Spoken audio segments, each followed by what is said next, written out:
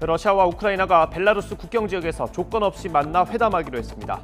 볼로디미르 젤렌스키 우크라이나 대통령은 전쟁을 끝낼 기회가 있다면 회담에 참여해야 하지만 회담 결과에 대해서는 회의적으로 전망했습니다. 서방의 강력한 경제 제재가 잇따르자 블라디미르 푸틴 러시아 대통령이 핵무기 운용부대 경계태세를 강화하라며 핵 위협에 나섰습니다. 미국은 용납할 수 없다며 아직 취해지지 않고 있는 대러시아 에너지 분야 제재 가능성을 시사했습니다. 러시아가 우크라이나 침공을 위해 준비한 전투 병력 가운데 3분의 2가량을 투입했다고 미국 국방부 고위 관계자가 밝혔습니다. 또 지금까지 러시아군이 우크라이나에 320발 이상의 미사일을 발사한 것으로 보인다며 대부분 단거리 탄도미사일이라고 말했습니다. 야권 단일화가 사실상 결렬된 가운데 민주당 이재명 후보는 대구 경북, 국민의힘 윤석열 후보는 강원 지역에서 유세를 이어갑니다. 투표용지가 오늘부터 인수에 들어가 오늘 이후 후보직을 사퇴해도 투표용지에는 사퇴가 표기되지 않습니다.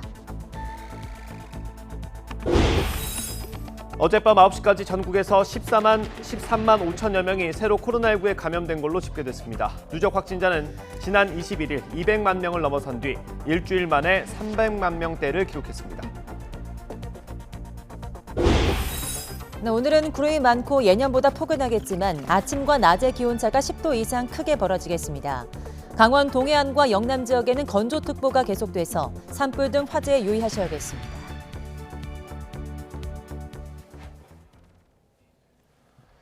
시청자 여러분 안녕하십니까? 2월 28일 굿모닝 YTN 시작합니다. 우크라이나 소식부터 전해드립니다. 러시아와 우크라이나가 벨라루스 국경 지역에서 회담하기로 했습니다. 볼로디미르 젤렌스키 우크라이나 대통령은 텔레그램을 통해 벨라루스 국경 지역에서 러시아 측과 조건 없이 만나기로 합의했다고 밝혔습니다. 젤렌스키 대통령은 회담 장소가 벨라루스 남부를 가로지르는 프리피아트강 인근 국경이라고 언급했지만 도시의 이름을 밝히진 않았습니다. 블라디미르 메딘스키 러시아 대통령실 보좌관도 우크라이나 측으로부터 벨라루스 고멜 지역에서의 회담을 확인받았다고 말했습니다. 타스 통신은 소식통을 인용해 구체적인 회담 장소는 공개되지 않을 거라고 전했습니다. 이런 가운데 우크라이나의 볼로디미르 젤렌스키 대통령이 회담 결과를 회의적으로 전망했습니다. 젤렌스키 대통령은 소셜 네트워크를 통해 공개한 3분 2초 분량의 대국민 연설에서 이번 회담의 결과를 믿지 않지만 대표단에 시도해보라고 했다고 밝혔습니다. 젤렌스키 대통령은 나중에 우크라이나 국민 중 단 한 명도 내가 대통령으로서 전쟁을 끝내려 했다는 것을 의심하는 사람이 없도록 노력해달라고 대표단에 얘기했다고 전했습니다. 러시아군은 우크라이나 제2의 도시 하리코프까지 진입해서 시가전을 벌이고 있습니다. 우크라이나 남부와 남동부 주요 도시 두 곳도 포위했다는 게 러시아의 주장이지만 우크라이나는 결사항전 태세를 유지해서 교전 지역이 확대됐습니다. 이광엽 기자입니다. 우크라이나의 제2 도시인 하리코프의 가스관 시설이 불타면서 화염이 치솟아 오릅니다. 우크라이나 정부는 러시아 군이 현지 시간 일요일 아침 북동부 하리코프에 공격을 퍼부었다면서 이 영상을 공개했습니다. Горит газопровод, освещает полданиловки реально. 우크라이나 군은 국경 도시인 하리코프 도심까지 진입한 러시아 군과 치열한 시가전을 벌이는 것으로 전해졌습니다. 우크라이나 군이 러시아 군의 수도 키예프 진입을 힘겹게 방어하고 있는 상황에서 제2도시에서도 치열한 전투가 벌어진 겁니다. 수도 키예프에서 30km 떨어진 곳의 석유 저장소 시설도 러시아 군의 폭격으로 처참하게 파괴됐습니다. 러시아 군은 우크라이나의 강한 반격이 직면하자 석유 시설과 공군 기지를 주요 목표로 삼고 있는 것으로 분석됩니다. 러시아 군은 크림반도와 가까운 우크라이나 남부와 남동부 주요 도시 두 곳을 완전히 포위했다고 주장했습니다. 러시아 국방부는 헤르손과 베르단스크 두 곳이 러시아 군에 의해 완전히 봉쇄돼 진출입이 차단됐다고 말했습니다. 러시아 군이 키예프를 비롯한 주요 도시를 겨냥해 공세를 펼치고 있지만 우크라이나 군이 강하게 맞서면서 양측의 교전 지역이 날로 늘고 있습니다. YTN 이광입니다. 미국 정부는 러시아가 우크라이나 침공을 위해 준비된 전투 병력의 3분의 1을 투입했다고 밝혔습니다. 미국 국방부 고위 관계자는 기자들에게 이같이 말한 뒤 이는 러시아가 여전히 우크라이나 외곽에 우크라이나에 투입할 병력 3분의 1을 가지고 있다는 걸 뜻한다고 설명했습니다. 국방부 관계자는 또 지금까지 러시아군이 우크라이나에 320발 이상의 미사일을 발사한 것으로 평가한다며 이는 대부분 단거리 탄도 미사일이라고 덧붙였습니다. 나흘째 이어진 전투로 사상자가 속출하고 있지만 나라를 지키기 위해 군에 입대하는 우크라이나인들이 많습니다. 네, 안전한 해외 생활에 뒤로한 채 가족을 지키기 위해서 시가전이 한창인 키예프로 향한 아버지도 있었습니다. 네, 폴란드 프셰미실에서 이승윤 특파원이 보도합니다. 아들과 아내를 지키기 위해 안전한 폴란드 체류를 포기하고 우크라이나의 수도 키예프로 향하는 세르기 씨. 러시아군의 맹렬한 공격이 한창이지만 러시아 탱크를 저지하는 작전에 필요한 무전기를 사서 고국으로 돌아갑니다. I buy to Kiev. I must to return. So you will fight against Russia? Yes, I want to fighting with Russia. 제가 지금 나와 있는 프셰미실역은 국경을 넘어서 우크라이나 피난민들이 가장 먼저 내릴 수 있는 곳입니다. 그렇다 보니 역 자체가 우크라이나 피난민들을 위한 거대한 임시 수용시설로 변했습니다. 러시아와 싸우는 우크라이나 사람들을 응원하기 위한 도움의 손길도 이어지고 있습니다. 프셰미실역에는 우크라이나 피난민들에게 무료로 교통편을 제공하려는 온정의 손길이 답지했습니다. 무려 900km 거리를 운전해와서 우크라이나 피난민들을 더 안전한 곳으로 대피시키려는 자원봉사자도 등장했습니다. Because we would like to help somebody, the Ukrainian people. And we drove all night and now we wait for people from the train. 또 다른 자원봉사자들은 몸과 마음에 온기가 필요한 피난민들을 위해 따뜻한 음식과 물을 제공했습니다. 피난민들에게 잠자리를 제공하려는 폴란드인들이 모여서 만든 페이스북 커뮤니티도 등장했습니다. 초강대국 러시아와 외로운 싸움을 벌이고 있는 우크라이나. 간절히 기대한 미국과 나토군의 참전은 없었지만 용감한 입대자들과 이웃나라 국민들의 헌신적인 응원이 있기에 결코 혼자가 아니었습니다. Димыч, я вернусь. Я уже на вокзале, так что жди. Не бойтесь ничего. Я вернусь. English, okay. 폴란드 프셰미실에서 YTN 이승윤입니다.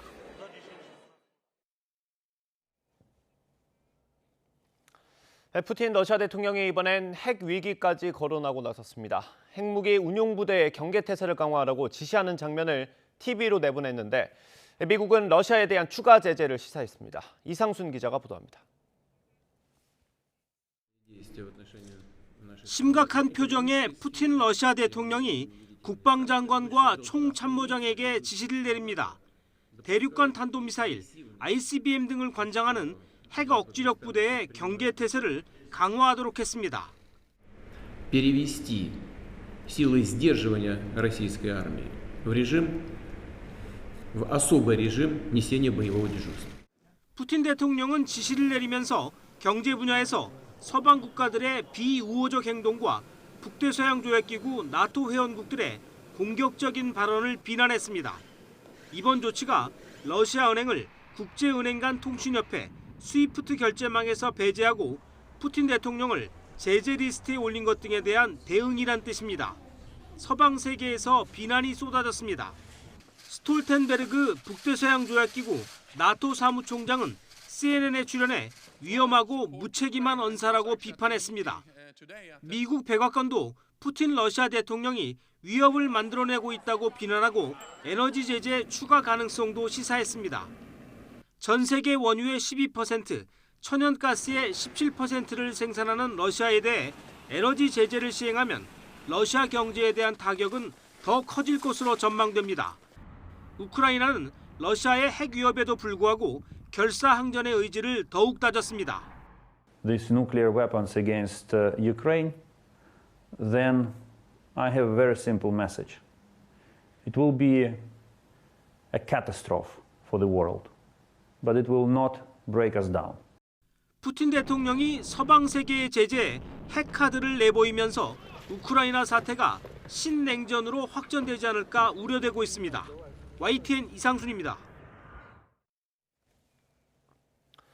주요 7개국 G7 정상들은 현지 시각 27일 서방의 동맹국들이 일부 러시아 은행을 국제은행 간 통신협회 스위프트 결제망에서 배제하기로 결정했다고 밝혔습니다. 정상들은 공동 성명에서 이같이 밝히고 러시아에 대한 제재를 조율하기 위해 대서양 연안 국가 간 태스크포스가 곧 가동될 거라고 덧붙였습니다. 앞서 하루 전 미국과 프랑스, 독일, 이탈리아, 영국, 캐나다, 유럽연합, EU 집행위원회 정상들은 러시아의 우크라이나 침공에 대응해 러시아 은행들을 스위프트 결제망에서 배제하는 추가 제재를 발표한 바 있습니다. 이번 조치로 우선 선별된 러시아의 일부 은행이 스위프트 결제망에서 전면 배제되고 러시아 중앙은행의 국제보유고 접근도 제한됩니다. 러시아의 우크라이나 침공이 나흘째 계속 중인 가운데 우크라이나가 국제사법재판소에 러시아를 제소했습니다. 볼로디미르 젤렌스키 우크라이나 대통령은 현지 시각 27일 트위터를 통해 러시아를 상대로 국제사법재판소에 제소장을 제출했다고 밝혔습니다. 젤렌스키 대통령은 러시아는 침공을 정당화하기 위해 제노사이드, 집단 학살의 개념을 조작한 책임을 져야 한다고 주장했습니다. 이는 지난 24일 러시아가 우크라이나를 전면 침공하기 몇 달 전부터 우크라이나 정부군이 돈바스 지역에서 집단 학살을 자행하고 있다는 가짜 뉴스가 유포된 걸 지적한 것으로 풀이됩니다. 네, 우리나라에서도 우크라이나인들과 러시아인들이 전쟁 반대 집회를 진행했습니다. 이들은 러시아의 침공을 규탄하면서 한국 정부와 국민의 적극적인 관심과 지지를 호소했습니다. 보도에 박기환 기자입니다. 국기를 상징하는 푸른색과 노란색 리본을 서로 매달아주는 제한 우크라이나인들. 푸틴 대통령을 규탄하고 우크라이나를 도와달라는 내용의 한글과 영어로 쓴 포스터도 들었습니다. 푸틴 전쟁을 멈춰라! 푸틴 전쟁을 멈춰라! 주한 러시아 대사관 앞에 모여 우크라이나 침공 중단을 촉구하는 겁니다. 한국 전쟁에서 민주주의를 지키기 위해 피를 흘렸던 것처럼 우크라이나 국민들은 민주주의와 자유를 위해 지금 처절한 도전을 하고 있습니다. 유학생부터 직장인, 가족까지 모두 250명이 넘는 우크라이나인들이 한자리에 모였습니다. 지구 반대편 고향에 있는 가족들 걱정에 한국에서도 목소리를 내기로 했습니다. Russia has attacked our homeland, our people. My parents, they are near Kyiv. They are in shelters. They cannot sleep because of missile attacks. 무엇보다 한국 정부가 전쟁을 일으킨 러시아를 제재하고 무고한 우크라이나를 지지해 줄 것을 당부했습니다. 우크라이나인들은 서울 도심을 가로질러 이곳 러시아 대사관까지 행진하며 한국 정부와 국민들의 적극적인 지지를 호소했습니다. 이들은 한국인들이 우크라이나의 실상에 대해 관심을 갖고 지지와 응원을 보내준다면 더없이 큰 힘이 될 것이라고 말했습니다. We just want Korean people to support us financially, well, in all the matters that they can, whatever they can do. 한국에 체류하는 러시아인들도 정부의 우크라이나 침공을 비판하고 나섰습니다. We don't want this war. We don't want this war. 푸틴 대통령의 일방적 결단일 뿐 일반 국민은 전쟁이 아닌 평화를 원한다는 겁니다. 전쟁이 정말 끔찍하고 우리 다 원하지 않은 것입니다. 그래서 우리 러시아 사람들도 푸틴을 응원하지 않고 살인자라고 생각합니다. 국적 정치와 상관없이 소중한 생명만은 지키자는 마음은 모두 같았습니다. Тримайтесь, будь ласка. Весь світ з нами. Все буде за нами. Україна понад усе. Віримо, тримаємось, ми з вами. 우크라이나인들은 러시아가 철군할 때까지 매주 한국인들과 함께 전쟁 중단을 촉구하는 집회를 이어나갈 계획입니다. YTN 박기환입니다.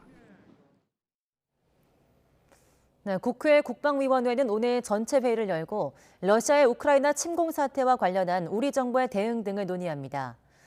국민의힘의 소집 요구로 열리는 오늘 국방위 전체 회의에서 여야는 서 국방부 장관이 출석한 가운데 현안 질의를 진행합니다. 특히 오늘 국방위는 대선이 열흘도 남지 않은 상황에서 열리는 회의인 만큼 앞서 외교통일위원회 때와 마찬가지로 여야는 대선 후보들의 안보관과 국방 관련 의혹을 거론하면서 또 한 차례 공방을 벌일 것으로 보입니다.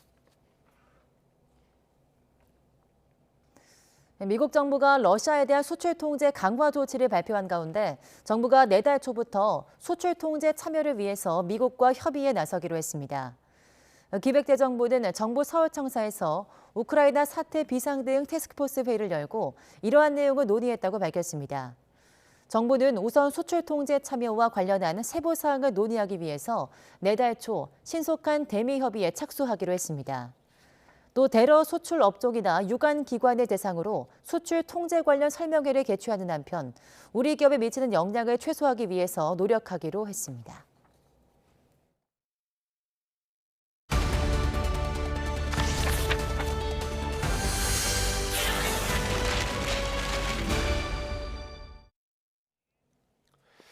네, 대선 소식 알아보겠습니다. 투표용지 인쇄를 하루 앞뒀던 어제 국민의힘 윤석열 후보가 국민의당 안철수 후보 측으로부터 단일화 협상 결렬 통보를 받았다고 밝혔습니다.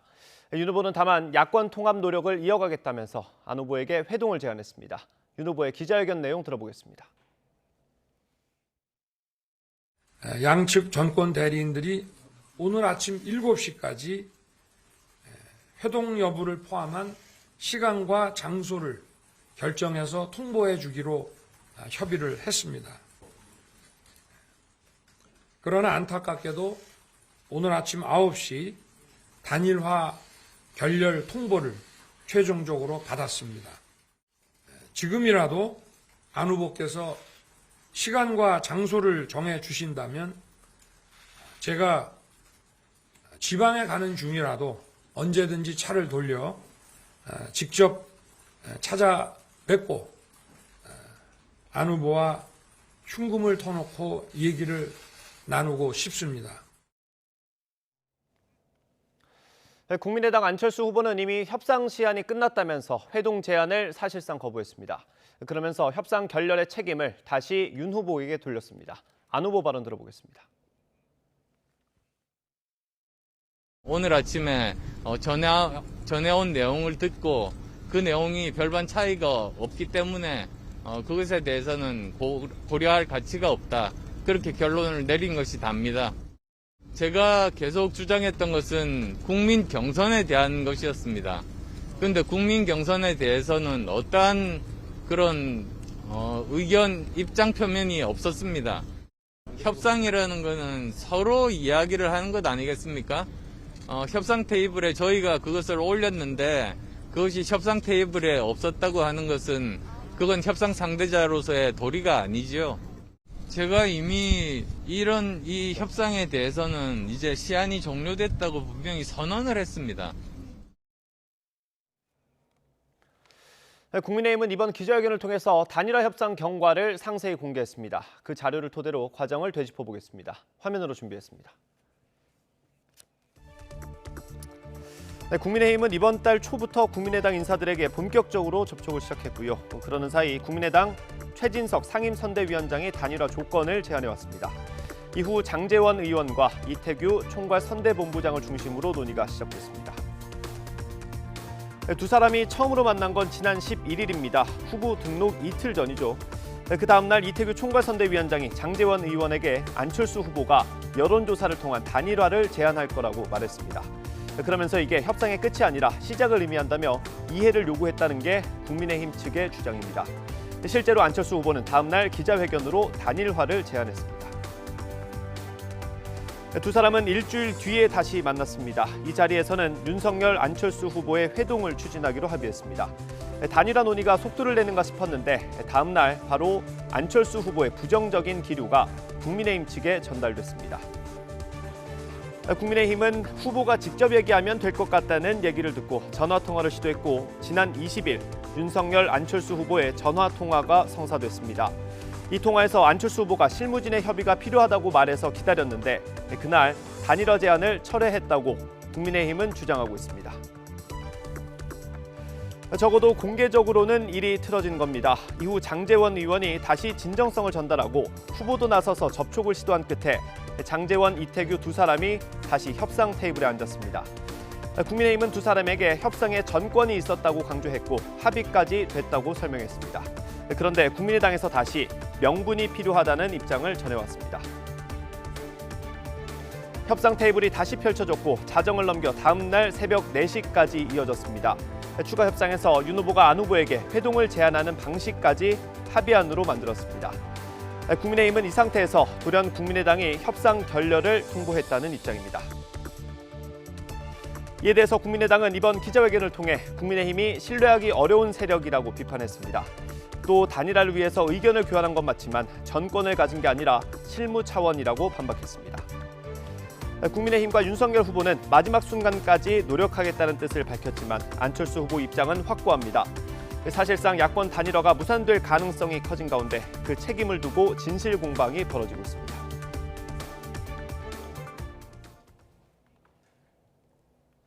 자, 20대 대통령 선거에 사용될 투표용지가 오늘부터 인수에 들어갑니다. 이번 대선에 등록한 후보는 민주당 이재명 후보와 국민의힘 윤석열 후보, 정의당 심상정 후보와 국민의당 안철수 후보 등 14명으로 각각 번호와 함께 이름이 인쇄됩니다. 오늘부터는 후보직을 사퇴해도 투표용지에 사퇴 등을 표기할 수 없는 만큼 정치권에선 단일화 마지노선으로 여겨져 왔습니다. 대신 후보가 사퇴하거나 사망, 등록 무효가 되면 투표소에 안내문을 게시하는 방식으로 안내될 예정입니다. 네, 20대 대선을 열흘 앞뒀던 휴일, 더불어민주당 이재명 대선 후보는 부산, 울산, 경남 지역을 차례로 흐른 강행군에 나섰습니다. 불안한 국제정세 속에서 평화와 통합을 이끌 대통령이 되겠다며 취약지로 꼽히는 영남권 민심을 공략했습니다. 김태민 기자입니다. 부산 서면거리 유세에 나선 민주당 이재명 후보는 재킷을 벗고 셔츠 소매부터 걷어붙였습니다. 이 후보는 최근 불안한 국제정세 속에 한반도 평화와 통합을 이뤄낼 안보 적임자는 자신이라고 강조했습니다. 여러분 걱정은커녕 이 위기들을 활용해서 방위선 하나 확실하게 키워가지고 북한으로부터 우리를 방어하는 걸 넘어서서 세계로 우리가 진출하는 경제적 기회로 만들겠습니다, 여러분. 그러면서 가덕 신공항과 2030년 부산 엑스포 유치 등 지역 수건 공약도 확실히 이뤄내겠다고 목소리를 높였습니다. 이재명 후보는 진보 진영의 상대적 취약지로 꼽히는 영남 지역 민심을 집중 공략하며 유세 총력전에 나섰습니다. 이에 앞서 경남 창원에서는 코로나로 고통받은 자영업자, 소상공인을 위한 신용 대사면 등 긴급 구제책을 제시했습니다. 또 청년층의 기본 대출권을 보장하겠다며 서민 금융 지원을 위한 국민상생은행 설립 구상도 내놨습니다. 신용 대사면 한다. 두 번째, 채무 상환 연기한다. 세 번째, 코로나로 인한 부채는 채권을 정부가 은행 등등으로부터 인수해가지고 채무 조정하고 탕감 조치해서 망하지 않게. 문재인 대통령이 퇴임 후 머물 사저가 있는 경남 양산에서는 정치보복의 악순환을 끝내야 한다며 지지층 결집을 강화했습니다. 다시는 아픈 기억 만들지 맙시다. 다시는 정치보복으로 누군가를 슬프게 하는 그런 일 생겨서는 안 되겠죠. 반나절 만에 창원과 부산, 양산, 울산을 차례로 훑은 이재명 후보는 이튿날엔 고향이 있는 대구 경북으로 유세 강행군을 이어갑니다. YTN 김태민입니다. 더불어민주당이 이재명 후보가 제시한 국민통합 정치개혁안을 당론으로 결의했습니다. 민주당은 어제 저녁 의원총회를 열고 국회와 협의해 국무총리 후보자를 지명하는 방안과 연동형 비례대표제 도입 등 선거제 개혁, 지방선거 중대선거구제 도입과 대통령 4년 중임제와 또 결선투표제 도입을 위한 개헌 등을 담은 정치개혁안을 당론으로 추인했습니다. 특히 개혁안 구체화를 위해서 민주당 차원의 국민통합 헌정개혁특별위원회를 꾸려서 논의하고 대선 이후 헌정개혁특위를 설치하는 방안이 논의됐다고 신현영 원내대변인이 밝혔습니다. 네, 단일화 관련 입장 발표로 어제 오전 유세 일정을 갑자기 취소하고 긴급 기자회견을 연 국민의힘 윤석열 대선 후보는 포항에서 일정을 재개했습니다. 선거가 막판으로 치닫고 있는 만큼 윤 후보는 민주당과 이재명 후보를 향한 공세를 이어가는 동시에 보수층 결집에 주력했습니다. 엄윤주 기자입니다. 야권 후보 단일화 협상 관련 입장 발표로 오전 유세 일정을 돌연 취소했던 윤석열 후보. 회견을 마친 뒤 곧바로 경북 포항으로 향해 유세 일정을 재개했습니다. 먼저 윤 후보는 민주당과 이재명 후보의 정치 개혁안에 대해 국민을 기만하는 거라고 강도 높게 비판했습니다. 정권 교체 여론을 정치 개혁이라는 거로 물타기를 하려고 이런 거 던져놓고 자기들끼리 또 의총한다는 겁니다. 국민을 무시하고 국민을 속이고 국민을 공작과 세뇌의 대상으로 보수 지지세가 강한 지역적 특색을 고려해 이재명 후보가 러시아의 우크라이나 침공에 대해 내놓은 발언도 직격했습니다. 특히 우크라이나의 정치 초보 대통령이 러시아를 자극해 침공당했다는 이 후보의 안보관을 정면으로 문제 삼았습니다. 경험 없는 대통령이 러시아를 자극해서 이렇게 됐다라고 외국의 국가 원수를 이렇게 또 모독을 해서 대한민국 정치판에 죽자고 항전하고 있는 외국 대통령을 또 소환을 해댔습니다. 또 박정희 전 대통령의 포항제철 설립 공로를 추켜 세우며 포항 시민들을 위해 영일만 대교 건설 등 지역 공약도 잇따라 내놨습니다. 윤석열 후보는 포항 거리 유세에 이어 경북 최대 규모인 이곳 죽도시장까지 방문해 민심을 청취하며 막판 지지층 결집에 주력했습니다. 시장에서는 코로나19로 지친 소상공인들의 애로사항을 직접 들으며 바닥 민심을 훑었습니다.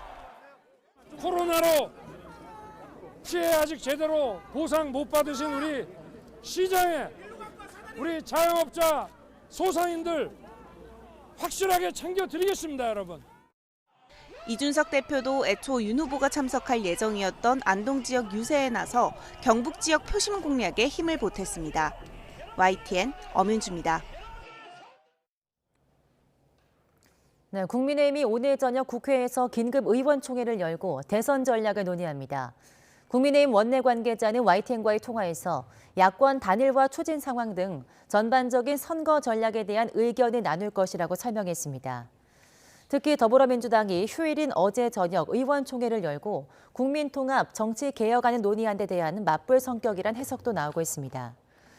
윤 후보는 오늘 오후 늦게까지 강원 춘천 유세가 예정된 만큼 의총회에는 참석하기 어려울 것으로 예상됩니다.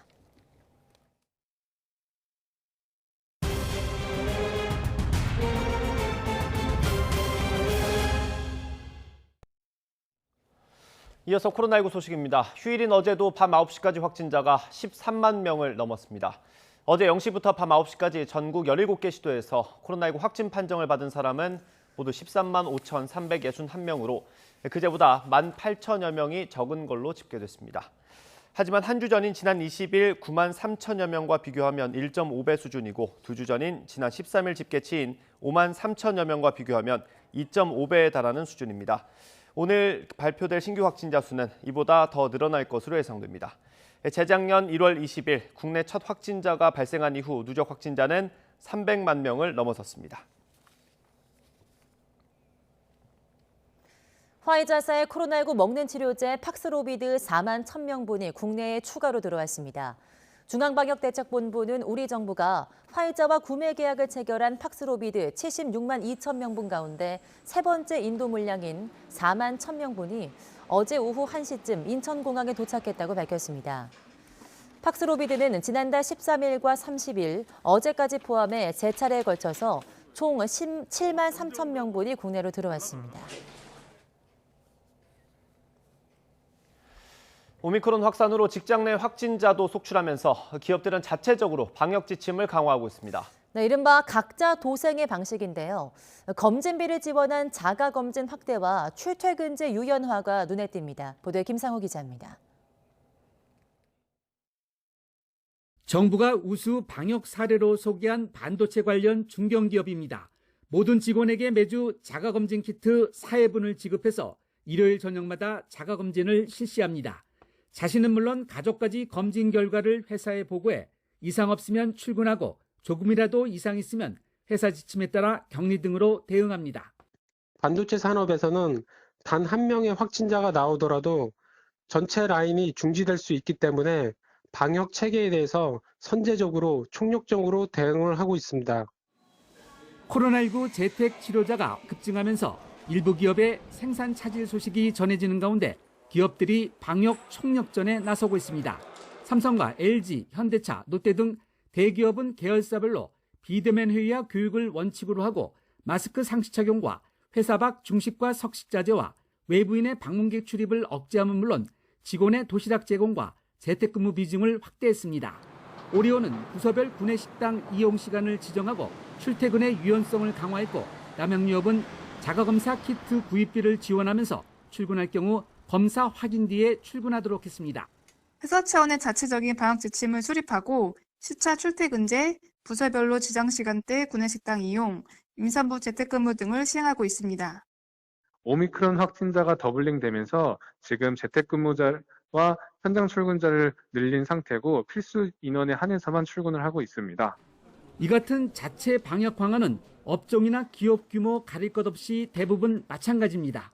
전 직원 대상으로 재택근무를 권고하고 있고요. 꼭 필요하신 경우에는 출근하실 때 이제 사무실 입구에서 자가진단 키트로 이제 음성 확인을 하신 후에 들어가서 업무를 보시도록.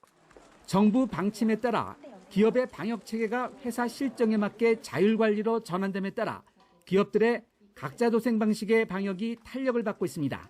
YTN 김상호입니다.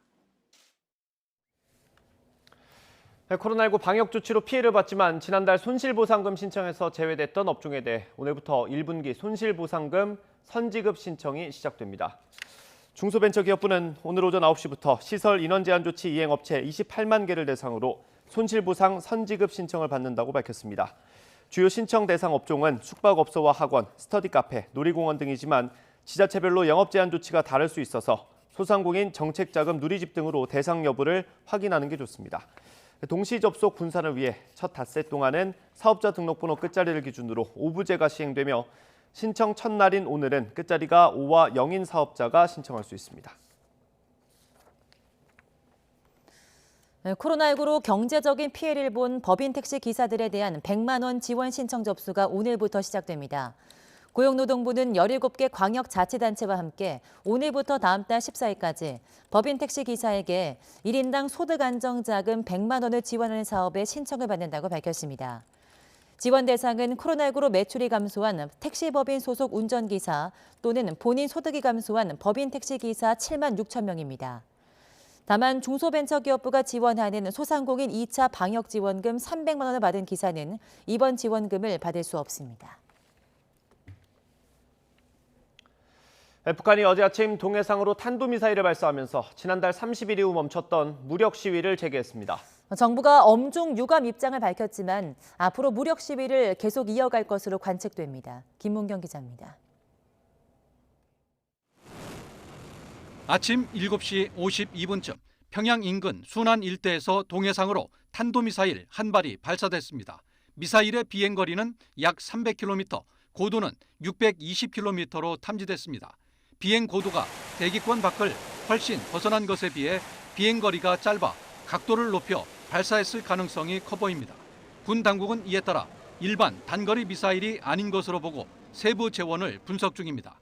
우리 군은 추가 발사에 대비하여 관련 동향을 추적 감시하면서 확고한 대비 태세를 유지하고 있습니다. 북한의 이번 미사일 발사는 지난달 30일 중거리 탄도미사일 화성 12형 발사 이후 28일 만입니다. 우방인 중국의 베이징 올림픽 기간 멈췄다가 무력 시위 재개에 나선 겁니다. 우크라이나 사태로 국제적 긴장이 고조되고 있는 것과는 상관없이 자신의 국방력 강화 일정은 변함없이 추진하겠다는 의지를 보인 것으로 관측됩니다. 중단거리 미사일, 지난번 7번, 이번 8번까지 쏜 그런 형태의 미사일 발사는 국방 발전 계획에 따라서 지속할 가능성이 높죠. 한미 당국의 대화 제의에도 다시 미사일 발사에 나서면서 협상보다는 중국과 러시아와의 연대를 강화하겠다는 의지도 보였습니다. 정부는 북한의 미사일 발사 직후 국가안전보장회의 NSC 긴급 상임위원회를 열어 한반도 평화에 결코 바람직스럽지 않다며 엄중한 유감을 표한다고 밝혔습니다. YTN 김문경입니다. 우리나라의 첫 트랜스젠더 여성 군인인 고 변희수 하사의 일주기 추모 문화제가 열렸습니다. 변희수 하사의 복직과 명예회복을 위한 공동대책위원회는 어제 오후 서울 신촌에서 변 하사의 일주기 추모제를 열었습니다. 참가자들은 군 당국에 사과와 변 하사의 순직을 요구하고 소수자 차별 재발 방지 대책을 촉구했습니다. 변 하사는 지난 2019년 성전환 수술 뒤 강제 전역 조치되자 이를 취소해달라며 소송을 제기했지만 첫 변론을 앞둔 지난해 3월 자택에서 숨진 채 발견됐습니다. 치매나 파킨슨과 같은 난치병 환자에게 줄기세포 주사제를 투여하면 완치될 수 있다며 환자들을 불러 모은 병원이 있습니다. 성형외과 병원인데 환자는 2,500만 원짜리 주사제를 맞으면 완치할 수 있다는 희망을 안고 찾았다고 합니다. 네, 줄기세포를 활용한 치매 치료 연구가 한창이긴 하지만 아직 완전히 검증되지 않아서 위험성이 크다는 지적이 나오고 있습니다. 김혜린 기자가 취재했습니다. A씨는 지난 22일 치매를 앓는 아내를 데리고 서울에 있는 한 병원을 찾았습니다. 병원 고문이라는 지인에게서 줄기세포 주사를 맞으면 6개월 뒤 완치될 수 있다는 설명을 듣고 나섰습니다. 아내가 완치될 수 있다는 희망에 주사 비용 2,500만 원 가운데 절반을 입금했습니다. 이후 아내의 복부지방에서 줄기세포를 추출한 뒤 배양하지 않고 정맥에 주입하는 시술을 받았습니다. 부작용과도 이런 설명 들은 건 없어요. 이게 놓으면은 서서히 치료가 들어가가지고 매일매일 달라질 거다. 한 6개월 정도면 완치가 된다. 그냥 병만 나면 돈 아니라 뭐래 다 줘도 괜찮대. 근데 나는 들으면 그게 아니거든. 뒤늦게 이 사실을 알게 된 A씨의 딸은 어머니가 받았다는 시술이 의심스럽기만 했습니다. 시술이 이뤄진 병원은 다름 아닌 성형외과인데다 줄기세포 주사로 치매 완치가 가능하다는 얘긴 들어보지 못했기 때문입니다. 뇌졸중 걸리셔서 말을 못했던 분이 주사를 맞자마자 말을 하기 시작했고 성형외과에서 그 돈을 벌기 위한 수단으로 YTN 취재진이 병원 측에 직접 물어봤습니다. 처음엔 치매 치료 목적이 아니라고 했다가 결국 치매 치료에 도움이 된다고 자신했습니다. 그 목적으로 한 게 아니라고. 치매관 자체를 튼튼하게 하고 줄기세포를 하면 여러 가지 몸 자체가 좋아지니까 부모님이 그렇게 얘기하는지 모르지만 사실은 도움은 되니까. 미용 목적이 아닌 치료 목적의 줄기세포 시술은 보건복지부의 신의료기술 평가를 통해 안전성과 유효성이 확인되어야 가능합니다. 지금까지 신의료기술로 인정된 줄기세포 시술은 단 4가지뿐. A씨 아내가 받은 시술은 신의료기술 평가를 받지도 않은 무허가 시술인 셈입니다. 치료 목적의 줄기세포 추출과 배양 과정이 아무 데서나 이뤄지지 않을 뿐만 아니라 치매 치료에 효과가 있다는 임상시험 결과도 아직은 없는 상태입니다. 이런 것들을 가지고 치매 치료에 쓴다, 파킨슨 치료에 쓴다 하는 것들은 굉장히 그 과학적 근거가 좀 부족한 검증되지 않은 치료라고 말씀드릴 수 있겠습니다. 문제는 현행 의료법상 무허가 줄기세포 시술에 대한 처벌 수단이 마땅히 없다는 겁니다. 사기죄를 적용할 수 있지만 병원 측이 치료 효과를 속이거나 부풀렸다는 사실을 증명하는 과정이 필요합니다. 효과가 어떨지 잘 모르는 상태에서 효과를 장담하면서 고액의 시술비를 받는 경우에 사기죄에 해당할 수 있어요. 의료법상으로는 지금 처벌 규정은 명확하지 않고 다만 학문적으로 아주 일반적이지 않은 행위다 하면 행정처분까지만. 지푸라기라도 잡고 싶은 심정으로 무허가 시술에 매달릴 수밖에 없는 난치병 환자와 그 가족들. 이를 악용한 사례가 있다면 보건당국이 적극적으로 나서야 할 것으로 보입니다. YTN 김혜린입니다. 2월의 마지막 날인 오늘도 예년 기온을 웃돌면서 온화한 날씨가 이어지겠습니다. 현재 서울 기온은 영상 3.7도로 어제 같은 시각보다 4도가량 높은데요. 한낮에도 영상 11도까지 기온이 크게 오르면서 포근함이 감돌겠습니다. 다만 일교차가 10도 이상 크게 벌어지니까요. 심한 기온 변화에 대비한 옷차림 해주시기 바랍니다. 오늘 전국 하늘 구름만 많이 끼겠습니다. 공기도 깨끗해서 미세먼지 걱정도 없겠는데요. 오늘 전국의 미세먼지 농도가 좋음에서 보통 수준을 보이겠습니다. 다만 메마른 날씨는 계속되겠습니다. 동해안에는 건조경보가, 충북과 영남, 전남 일부 지역에는 건조주의보가 발효 중입니다. 최근 산불 등 대형 화재 사고가 잇따르고 있으니까요. 불씨 관리 철저히 해주시기 바랍니다. 오늘 아침 출근길 추위 걱정은 없겠습니다. 현재 서울 기온 영상 3.7도, 대전 0도, 광주는 0.3도를 보이고 있습니다. 낮 기온은 예년 수준을 3에서 5도가량 크게 웃돌면서 포근하겠습니다. 서울 11도, 대전과 부산 14도, 광주는 16도가 예상됩니다. 3일절인 내일도 포근한 봄 날씨가 이어지겠지만 전국의 하늘빛이 흐린 가운데 오전까지 곳곳에 비나 눈이 내릴 전망입니다. 아침까지 중부와 호남 내륙에는 짙은 안개가 끼는 곳이 있겠습니다. 차간 간격을 넉넉히 두시고 속도를 줄여 안전운전 해주시기 바랍니다. 지금까지 서울 상암동에서 YTN 윤수빈입니다. 서방의 강력한 경제 제재가 잇따르자 블라디미르 푸틴 러시아 대통령이 핵무기 운용 부대의 경계 태세를 강화하라며 핵 위협에 나섰습니다. 미국은 용납할 수 없다며 아직 취해지지 않고 있는 대러시아 에너지 분야 제재 가능성을 시사했습니다. 러시아와 우크라이나가 벨라루스 국경 지역에서 조건 없이 만나 회담하기로 했습니다. 볼로드미르 젤렌스키 우크라이나 대통령은 전쟁을 끝낼 기회가 있다면 회담에 참여해야 하지만 회담 결과에 대해서는 회의적으로 전망했습니다. 야권 단일화가 사실상 결렬된 가운데 민주당 이재명 후보는 대구 경북, 국민의힘 윤석열 후보는 강원 지역에서 유세를 이어갑니다. 투표용지가 오늘부터 인쇄에 들어가서 오늘 이후 후보직을 사퇴해도 투표용지에는 사퇴가 표기되지 않습니다.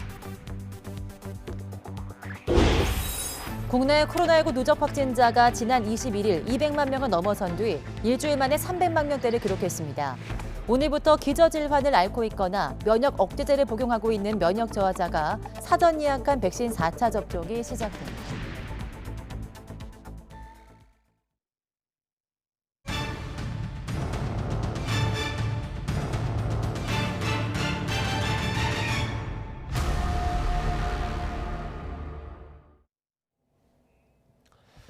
러시아의 우크라이나 침공 나흘째, 우크라이나에 있는 핵시설 2곳이 공격을 당했습니다. 러시아와 우크라이나의 회담이 우리 시각으로 오늘 오후 열리는 것으로 알려졌습니다. 취재 기자 연결해서 자세한 내용 알아보겠습니다. 최명신 기자. 네, 국제부입니다. 네, 일단 우크라이나 핵시설이 공격을 받았다고요? 네, 우크라이나 당국은 자국 내 핵시설 2곳이 러시아의 공격으로 피해를 봤다고 국제원자력기구 IAEA에 보고했습니다. 공격을 받은 곳은 수도 키예프와 제2도시 하리코프에 위치한 핵 폐기물 저장소입니다. IAEA는 피해 규모를 조사하고 있는데 다행히 건물 파손이나 방사선 누출은 보고되지 않았습니다. 우크라이나엔 현재 4개의 원자력 발전소가 가동 중이어서 우려가 커지고 있습니다. 네, 침공 나흘째인데요. 현재 전황은 어떻습니까? 네, 연일 급박한 상황이 펼쳐지고 있습니다. 러시아 국경에서 20km 정도 떨어진 제2도시 하리코프에선 치열한 시가전이 벌어졌습니다. 러시아군은 우크라이나 침공 직후 하리코프 근처까지 접근한 뒤 도시 안쪽으로 진입하지는 않았었는데요. 돌연 전방이 공격을 감행했습니다. 이후 정확한 피해 규모와 교전 상황은 전해지지 않았습니다. 하지만 우크라이나 측은 성명을 통해 적들을 물리쳤으며 하리코프에 대한 통제권을 완전히 갖고 있다고 밝혔습니다. 그러면서 시가지를 지나는 러시아 군용 차량과 불에 타는 탱크 등이 담긴 동영상을 공개했습니다. 하리코프에서는 우크라이나 정규군을 비롯해서 민병대의 전투 참여가 늘고 있는 것으로 전해졌습니다. 네, 우크라이나의 저항이 여전히 강한 모양입니다. 네, 속전속결로 이번 전쟁을 끝내려 했던 러시아지만 예상보다 거센 우크라이나의 저항에 고전을 겪고 있다는 분석이 나오고 있습니다. 러시아는 압도적인 공군력을 앞세워 초반부터 제공권 장악을 노렸었는데요. 우크라이나의 반공 시기가 예상외로 견고해 거점당하게 속도를 내지 못하고 있습니다. CNN 방송은 나토 관계자를 인용해 러시아가 예상보다 심각한 병력 손실과 무장 손실을 겪고 있다고 전했습니다. 우크라이나 반공 시기가 지금도 작동 중이고 우크라이나 전역에서 러시아군의 접근을 막아내고 있다고 덧붙였습니다. 네, 러시아가 보급 문제에 약점이 있다는 분석도 나오고 있다고요. 네, 우크라이나 정부군은 러시아군의 보급선을 노려 제때 군수 품목이 전장에 전달되지 못하게 하는 전술을 구사하고 있습니다. 대규모 병력을 한꺼번에 투입한 러시아로서는 장기전이 될 경우 보급선이 최대 약점으로 꼽힙니다. 미 정부 관계자는 러시아가 속전속결을 기대해 장기 보급 전략을 경시했을 가능성이 크다고 분석했습니다. 나토 관계자도 최신 첩보를 근거로 현재 상황은 러시아군에게는 감당할 수 없는 수준이며 전쟁이 하루씩 길어질수록 아주 고통스러울 것이라고 말했습니다. 러시아의 군병력 3분의 2가 투입됐다는 분석도 있죠. 네, 미군은 러시아가 우크라이나를 침공하기 전 국경지대에 최소 15만 명의 전력을 배치한 것으로 분석했었는데요. 미 국방부 관계자는 러시아가 침공을 위해서 준비한 전투 병력의 3분의 1을 투입했다고 밝혔습니다. 이 관계자는 또 지금까지 러시아군이 우크라이나에 320발 이상의 단거리 탄도미사일을 발사했다고 분석했습니다. 우크라이나 당국은 지금까지 아동 14명을 포함해 민간인 352명이 숨졌다고 인명피해 상황을 밝혔습니다. 네, 푸틴 대통령이 서방 세계 제재에 핵카드까지 내보였다고요. 네, 푸틴 대통령이 대륙간 탄도미사일, ICBM 등을 관장하는 핵 억지력 부대 경계 태세를 강화하도록 했습니다. 푸틴은 지시를 내리면서 경제 분야에서 서방 국가들의 비우호적 행동과 나토 회원국들의 공격적인 발언을 비난했습니다. G7 등이 러시아은행을 국제은행 간 통신협회 스위프트 결제망에서 배제하고 자신을 제재 리스트에 올린 것 등에 대한 대응 조치임을 분명히 했습니다. 서방 세계에서는 비난이 쏟아졌습니다. 미 백악관은 푸틴 대통령이 핵 위협까지 만들어내고 있다고 비난하고 에너지 제재 추가 가능성도 시사했습니다. 양측 간의 회담이 잡혔는데 구체적으로 더 확인된 내용이 있습니까? 네, 앞서 러시아와 우크라이나는 벨라루스 국경지대에서 조건 없이 만나 회담하기로 합의했습니다. 정확한 회담 장소나 시간은 알려지지 않았었는데 러시아 언론은 조금 전 우리 시각으로 오늘 오후 회담이 열릴 예정이라고 보도했습니다. 회담 결과에 관심이 모아지는 가운데 젤렌스키 우크라이나 대통령은 회담 결과를 회의적으로 전망했습니다. 이런 가운데 이번 사태를 논의하기 위해 미국 시간으로 28일 유엔 긴급 특별총회가 소집됩니다. 이번 긴급 특별총회는 지난 1997년 이스라엘과 팔레스타인 문제를 논의하기 위해 열린 이후 25년 만에 처음으로 소집되는 겁니다. 지금까지 국제부에서 전해드렸습니다.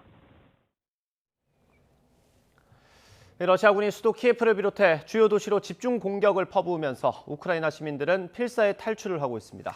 네, 국경에서는 징집된 남성들과 가족 간의 눈물의 생이별이 이어졌고 한 구민은 이틀 밤을 지새운 끝에 국경을 넘는 데 성공했습니다. 폴란드 푸셰미실에서 이승윤 특파원이 보도합니다. 러시아의 침공 이후 피난길에 오른 우크라이나에는 15만 명이 넘는 것으로 추산됩니다. 수도 키예프를 사수하기 위한 치열한 공방전이 벌어지면서 우크라이나 정부가 총동원령을 내리자 징집된 남성들과 가족 간 생이별이 이어졌습니다. 이후 국경을 넘은 피난민은 여성과 노인, 어린 아이들 뿐이었습니다. So there will be a cousin, her husband and a child, but probably husband will not come. Why? They are not letting out no man above 17 years old. That's too bad. Yeah, so I was watching all night. I hope there's maybe some people go through, but only women and kids. 이런 가운데 전쟁 발발 이후 우크라이나에 남은 우리 국민은 30명 선으로 줄었습니다. 피난길에 오른 교민 김도순 씨는 키예프에서 이틀 밤을 새며 장장 52시간 600km를 달려 우크라이나 탈출에 성공했습니다. 식사도 제대로 못하고 주유도 힘들었으며 화장실은 한 번도 가지 못했지만 가장 어려웠던 건 잠과의 싸움이었습니다. 그러니까 운전대를 잡고 있을 때는 자진 않는데 이제 정체가 돼가지고 차를 세우고 있으면은 저도 모르게 머리를 자동적으로 내려가더라고요. 네, 계속 구간이 계속 그랬습니다. 그래서 이제 이게 차가 자동이 되나 보니까 전진 상태에서 브레이크를 밟고 잘못하다가 받치는 사람을 실제로 봤어요. 평소에는 차량만 국경을 넘을 수 있는 코르초바 검문소입니다. 전시 상황이 되자 지금 보시는 것처럼 도보로도 국경을 넘을 수 있게 배려했습니다. 이에 따라 수많은 인파가 이 코르초바 검문소 부근에 모여 있습니다. 도보로 국경까지 온 피난민들이 다른 사람의 차를 얻어 타고 국경을 넘어도 눈 감아 주고 있는 겁니다. 폴란드는 빠른 탈출을 돕기 위해 피난민 입국 때 코로나19 음성 확인서와 백신 접종 증명서 제출 의무를 면제해주고 있습니다. 우크라이나 폴란드 국경도시 푸셰미실에서 YTN 이승윤입니다. 압도적인 전력 차이에도 우크라이나의 저항이 만만치 않은 가운데 젤렌스키 대통령이 새롭게 평가받고 있습니다. 네, 코미디언 출신 초보 정치인이라는 세계 우려는 전쟁 발발 이후 용기 있는 지도자라는 호평으로 바뀌고 있습니다. 구수본 기자입니다. 러시아군이 수도 키예프 코앞까지 치고 들어온 날 밤, 젤렌스키 우크라이나 대통령은 측근들과 함께 휴대전화를 들었습니다. Президент тут. Всі ми тут. Наші військові тут. Громадяни суспільства тут. Всі ми тут. захищаємо нашу незалежність. 도망쳤다는 한간의 소문을 일축하고 건재를 확인시킨 겁니다. 실제로 젤렌스키 대통령은 키예프에 남아 지속적으로 소셜미디어를 통해 소통하고 있습니다. 영국과 폴란드 등 외국 정상들의 지지를 약속받은 사실을 공개하며 반러시아 연합 구축을 도모하는가 하면 독립사수 의지를 불태우며 항전을 독려하기도 합니다. 러시아의 제거 대상 1호인 만큼 대피를 돕겠다는 미국의 제안도 뿌리친 것으로 알려졌습니다. Я тут. Ніякої зброї ми не складемо. Будемо захищати нашу державу, тому що наша зброя – це наша правда. Наша правда в тому, що це наша земля, наша країна, наші діти. І ми все це будемо захищати. 젤렌스키 대통령은 코미디언 출신으로 TV 드라마에서 청렴한 개혁 대통령을 연기한 이후 2019년 이에 힘입어 70%가 넘는 지지율로 당선됐습니다. 하지만 주요 보직의 지인들을 앉히고 외교 안보 정책에서도 혼재된 메시지를 내면서 코미디언 출신이라는 선입견까지 얹혀 무능한 정치 초보라는 평가가 지배적이었습니다. 그러나 막상 전쟁이 터지자 수도를 지키며 항전의 구심점 역할을 하는 모습에 명문대에서 법학을 전공한 이력까지 더해져 세계의 평가도 180도 달라지고 있습니다. YTN 구스본입니다. 러시아군의 우크라이나 침공을 규탄하는 시위가 전 세계에서 확산하고 있습니다. 네, 전쟁을 일으킨 러시아 50개 도시에서도 동시다발적으로 일어나 수천 명이 체포됐습니다. 보도에 김선희 기자입니다. 경찰이 거리와 상점에서 러시아의 우크라이나 침공 반대를 외치는 시위대를 체포합니다. 모스크바를 비롯해 50개 주요 도시에서 사흘 동안 시위대 3천여 명을 잡아들였습니다. 경찰이 사람들을 체포해도 반전 시위는 수그러들지 않고 있습니다. 반전 온라인 청원에는 사흘 동안 78만 명 넘게 서명했습니다. He's in power for more than 20 years. So that's why I strongly suggest that you stop using the word president. He's a dictator. 반전 시위는 전 세계적으로 확산하고 있습니다. 러시아의 침공을 받았던 조지아를 비롯해 영국, 프랑스, 이탈리아, 미국 등 주요 도시에서 수천 명이 모여들었습니다. ჩვენი აქ ყოფნის მიზეზი დღეს არის ის, რომ გამოვხატოთ ჩვენი თანადგომა უკრაინელი ხალხის მიმართ. ვაგრძნობინეთ რამენაირად მივაწვდინოთ მსოფლიოს ხმა, რომ მათ გვერდით ვართ, რითიც შეგვიძლია რიგით მოქალაქეებს. 스위스 수도 베른에서는 주최 측 추산 2만 명이 참가한 대규모 시위가 열렸습니다. 푸틴은 살인자, 푸틴은 테러리스트를 외치며 전쟁을 당장 멈추라고 목소리를 높였습니다. Je ne comprends pas comment dans le monde où on vit maintenant il puisse encore exister des personnes comme Poutine et qu'on laisse faire tout ce qu'ils sont en train de faire, ce qu'il est en train de faire. 각국에 흩어져 있던 우크라이나인들도 러시아 대사관 앞에서 전쟁 반대를 외쳤습니다. I beg Russian mothers to protect their sons. Come and protest. Ukrainian people do not want war. 주변국들은 구호 물자를 보내며 하루하루 버티고 있는 피난민에게 힘을 보탰습니다. Hopefully we can provide a little bit of joy for them in these harsh days that have started in the past week. 러시아의 무력 침공에 분노한 시위대는 유럽뿐 아니라 남북미와 호주 대륙, 아프리카와 아시아 각국으로 들불처럼 번지고 있습니다. YTN 김선희입니다. 국내 체류 중인 우크라이나인 200여 명이 어제 주한 러시아 대사관 앞에서 러시아의 우크라이나 침공을 규탄하는 집회를 열었습니다. 이들은 또 러시아에 대한 경제적 제재 등 한국의 적극적인 대응과 함께 국민적 관심을 호소했습니다. 특히 잘못된 정보가 아닌 우크라이나 정부의 발표를 믿어달라며 우크라이나군을 위해서 대사관을 통한 모금에도 참여해달라고 밝혔습니다. 제한 러시아인들 20여 명도 서울 보신각 앞에서 집회를 열고 러시아의 침공을 강하게 비판했습니다.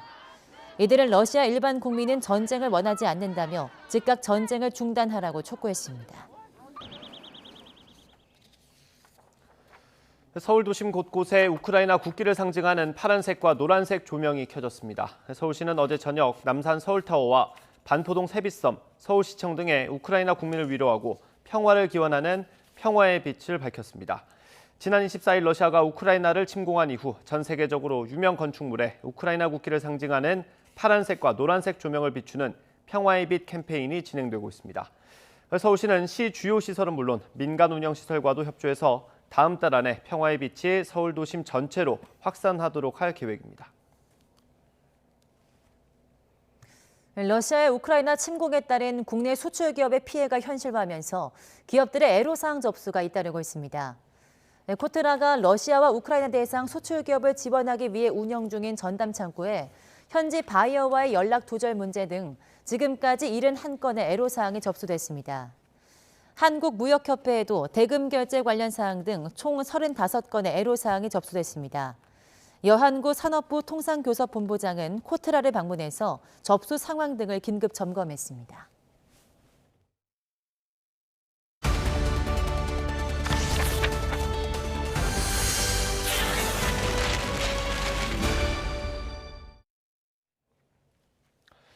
대선 막바지 최대 변수로 꼽혔던 야권 단일화가 무산되는 쪽으로 기울고 있습니다. 국민의힘 윤석열 후보는 국민의당 안철수 후보로부터 최종 결렬 통보를 받았다며 협상 과정을 공개했습니다. 야권 통합에 희망의 끈을 놓지 않겠다고 여지는 남겼지만 안철수 후보는 이미 시한이 지나갔다는 입장입니다. 박석영 기자의 보도입니다. 후보 단일화 2차 데드라인으로 불려온 대선 투표용지 인쇄 전날. 오전 유세를 취소한 국민의힘 윤석열 대선 후보는 긴급 기자회견을 열고 그동안 알려지지 않은 단일화 협상 과정을 속속들이 공개했습니다.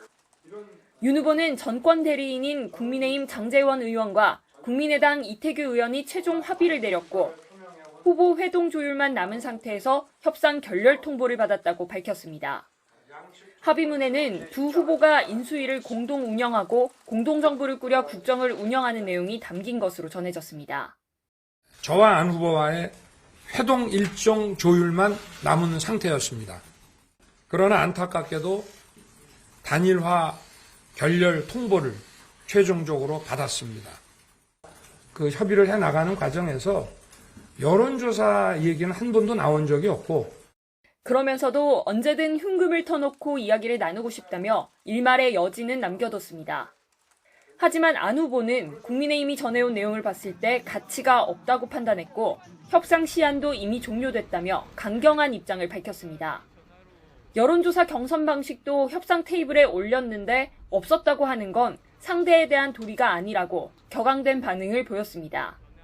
전해온 내용을 듣고 그 내용이 별반 차이가 없기 때문에 그것에 대해서는 고려할 가치가 없다. 협상 테이블에 없었다고 하는 것은 그건 협상 상대자로서의 도리가 아니지요. 이태규 의원 역시 정권 대리인이 아닌 실무 차원에서 진위를 확인하기 위해 협상에 나갔을 뿐이라고 반박했습니다. 또 국민의힘이 내용을 입맛에 맞게 공개하는 걸 보면서 신뢰를 담보하기 어렵다는 판단이 맞았음을 확인했다고 가세했습니다. 사실상 파국에 가까워진 야권 단일화. 후보들이 서로 진실공방 여론전을 벌이고 있는 건데 협상 결렬 책임을 피하면서 각자 지지층을 강하게 결집시켜 최종 승부를 보겠다는 전략으로 보입니다. YTN 박석영입니다. 민주당은 야권 단일화 협상이 최종 결렬된 것으로 규정하면서 사자구도 대결에 대한 기대감을 숨기지 않았습니다. 정치개혁으로 안철수 후보와의 연대 고리를 강화해서 국민의힘 윤석열 후보를 고립시키는 이른바 포위 작전으로 중도층을 포섭하겠다는 전략입니다. 송재인 기자가 보도합니다. 초박빙 판세 속 핵심 변수였던 야권 단일화가 결렬 쪽으로 기울면서 민주당은 내심 반색하는 분위기입니다. 윤석열 후보가 안철수 후보에게 협상 결렬의 책임을 덮어씌우려고 하는 상황에서 극적 타결이 이뤄질 가능성이 있겠느냐며 사실상 단일화 포기 선언이라고 규정했습니다. 이어 협상 과정에서 윤 후보 측 대리인으로 장제원 의원이 나선 걸 두곤 윤핵관은 물러났다고 믿던 국민을 기만한 거라고 공세를 강화했습니다. 윤핵관을 전면적으로 후퇴시켰다고 선언했는데 그러나 정말 중요할 때에는 역시 장제원 의원을 쓰는구나 라는 것이 확인된 것입니다. 이것은 국민들을 속인 것입니다. 사자구도에 대한 기대감 속 윤석열 때리기로 우선 표정 관리를 한 건데 안철수 후보의 대선 완주 선언은 존중해야 한다며 이재명 후보와의 단일화 가능성에도 선을 그었습니다. 동시에 안철수 후보를 포함해 제3지대 후보들과 반윤석열 구도를 형성하는 건 상대적으로 더 수월해졌다고 보고 연대의 고리인 정치개혁 담론을 더욱 키우기로 했습니다. 특히 안 후보가 지적한 정치개혁 진정성을 증명하기 위해 휴일 저녁 당론 채택을 위한 의원총회까지 열었습니다. 위성 정당으로 선거 계획을 실종시킨 승자 독식 정치, 우리 잘못에는 눈 감는 내로남불 정치, 민생 현실과 동떨어진 소모적 대결 정치, 민주당이 먼저 반성합니다. 차별화된 정치개혁 메시지를 통해 윤석열 후보를 고립시키는 건 물론 야권 단일화 논의 과정에서 돌아선 중도층까지 포섭할 수 있을 거란 전략입니다. 서로 막 합치고 누구 누르고 포기시키고 이런 거 하지 말고 그냥 국민들이 투표해가지고 누가 과반수 못 넘기면 또 둘이서 한 번 더 해가지고 자연스럽게 합종 연행하고 연합정부 만들기 할 수 있는 결선 투표제 다른 나라 다 하잖아요.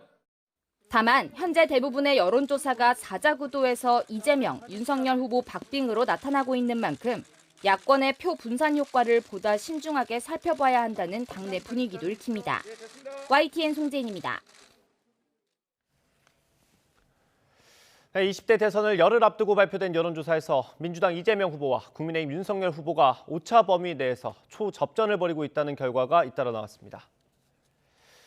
한국리서치가 KBS 의뢰로 지난 24일부터 26일까지 사흘 동안 대선 후보 지지도를 조사한 결과 이 후보와 윤 후보는 각각 39.8%로 동률을 기록했습니다.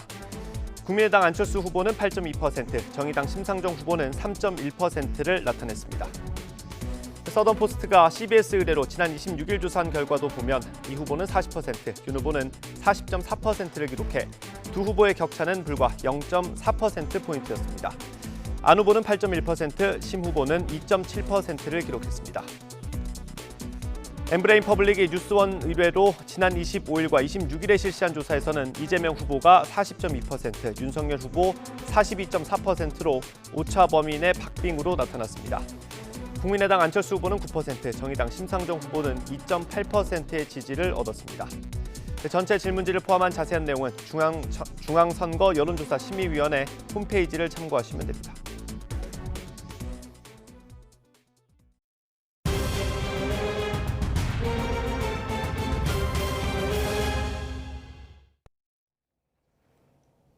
네, 오미크론 변이 확산세가 이어지면서 휴일인 어제도 밤 9시까지 코로나19 확진자가 13만 명을 넘었습니다.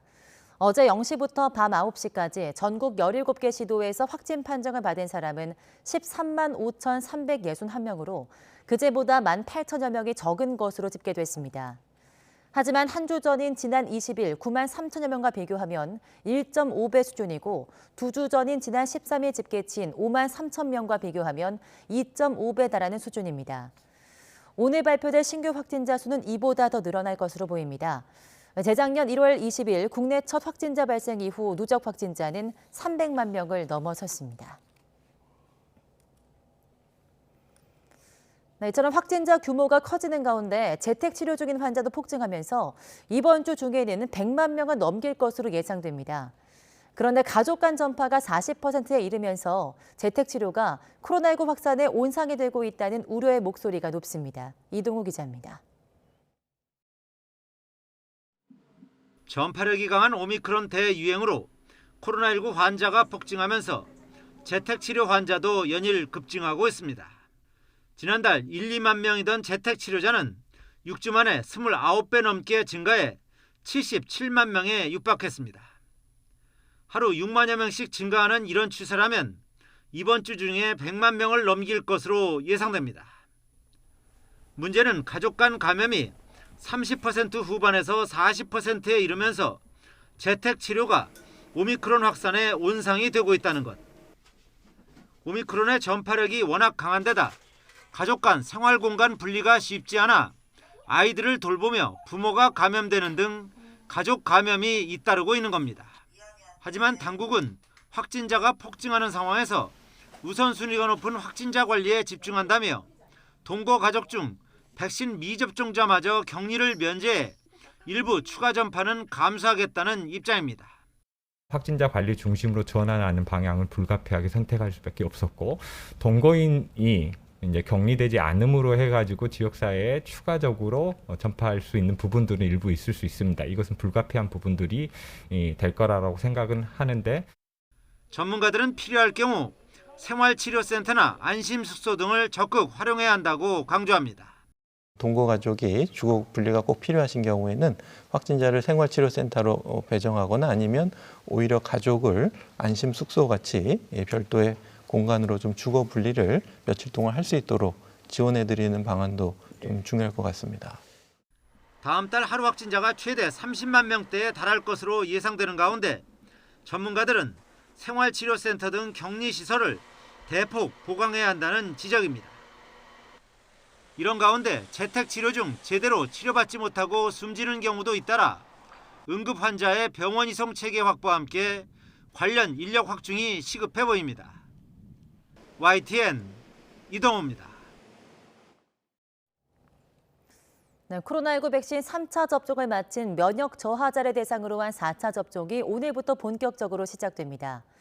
코로나19 예방접종 대응 추진단은 오늘부터 사전 예약을 마친 면역 저하자에 대한 4차 접종을 위탁 의료기관에서 진행한다고 밝혔습니다. 대상자는 18세 이상 성인 가운데 3차 접종을 완료한 약 130만 명입니다. 코로나19 모더나 백신 122만 7천 회분이 국내에 추가 공급됩니다. 코로나19 예방접종 대응 추진단에 따르면 모더나 백신 122만 7천 회분이 오늘 오후 4시 삼성 바이오로직스 송도 공장에서 출고됩니다.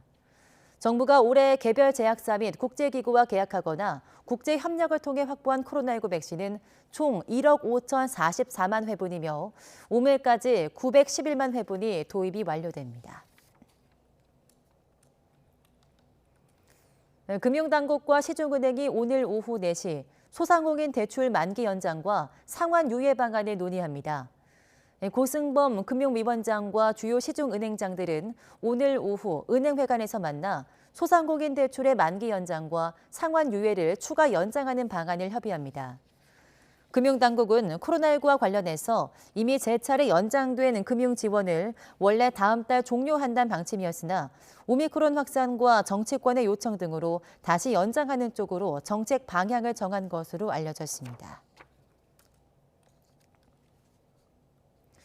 연 10%대 금리 효과로 신청이 폭주했던 청년 희망적금을 오늘부터는 출생연도와 무관하게 다음 달 4일까지 자격 요건이 되면 임의로 신청할 수 있습니다.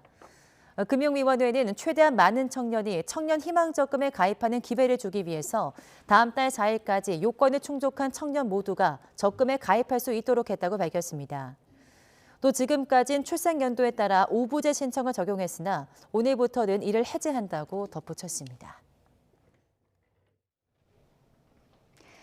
2월의 마지막 날인 오늘 계절의 시계는 이미 봄을 가리키고 있습니다. 현재 서울 기온은 3.7도로 큰 추위 없는 상태고요. 한낮에도 11도까지 올라서 예년 기온을 3도가량이나 크게 웃돌겠습니다. 다만 일교차가 10도 안팎으로 크게 벌어지고 있습니다. 환절기 옷차림에 각별히 유의하셔야겠습니다. 오늘 하늘에는 구름이 많이 끼겠고요. 대기질은 대체로 청정하겠습니다.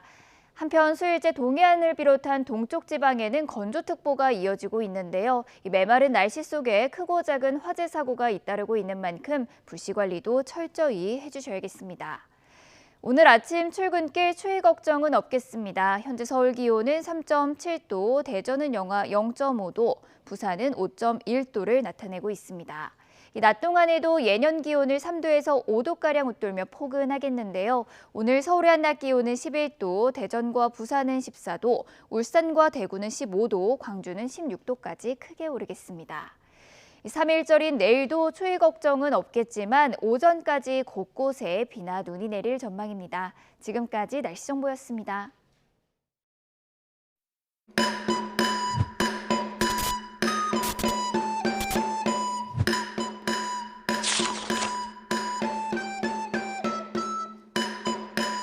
네, 안녕하세요. 구자성입니다. 이거 근데 너무 쉬운 거 같은데 그냥 이렇게 하면 되는 거 아니에요? 한번 해보도록 하겠습니다. 파이팅! 원래 이런 거는 과감하게 해야 돼요. 보셨죠? 이런 거는 한 방에 하는 거예요, 한 방에. 이 작은 부분부터 조금씩 이어나가면 됩니다. 보셨죠? 자연스럽게. 제일 어려운 부분이 바로 이 부분이거든요. 도구를 이용하겠습니다.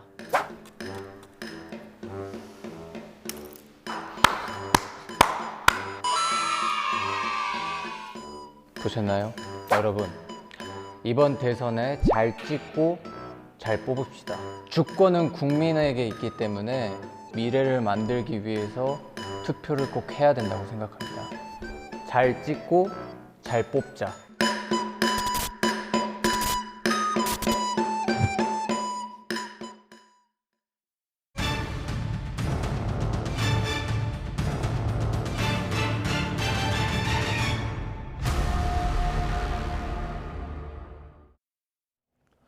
네, 굿모닝 YTN 이어갑니다. 러시아와 우크라이나가 벨라루스 국경 지역에서 회담하기로 했습니다.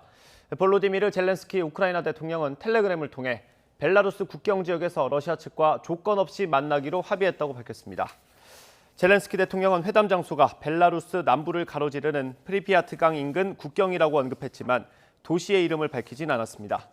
블라디미르 메딘스키 러시아 대통령실 보좌관도 우크라이나 측으로부터 벨라루스 고멜 지역에서의 회담을 확인받았다고 말했습니다. 타스 통신은 소식통을 인용해 구체적인 회담 장소는 공개되지 않을 거라고 전했습니다. 젤렌스키 대통령은 알렉산드르 루카센코 벨라루스 대통령의 책임 아래 회담 기간 벨라루스 영토 내 전투기와 헬기, 미사일은 지상에 머물게 될 거라고 설명했습니다.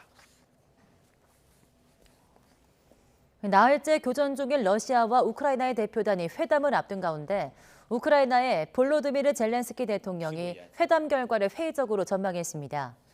젤렌스키 대통령은 소셜 네트워크를 통해 공개한 3분 2초 분량의 대국민 연설에서 이번 회담의 결과를 믿지 않지만 대표단에 시도해보라고 했다고 밝혔습니다.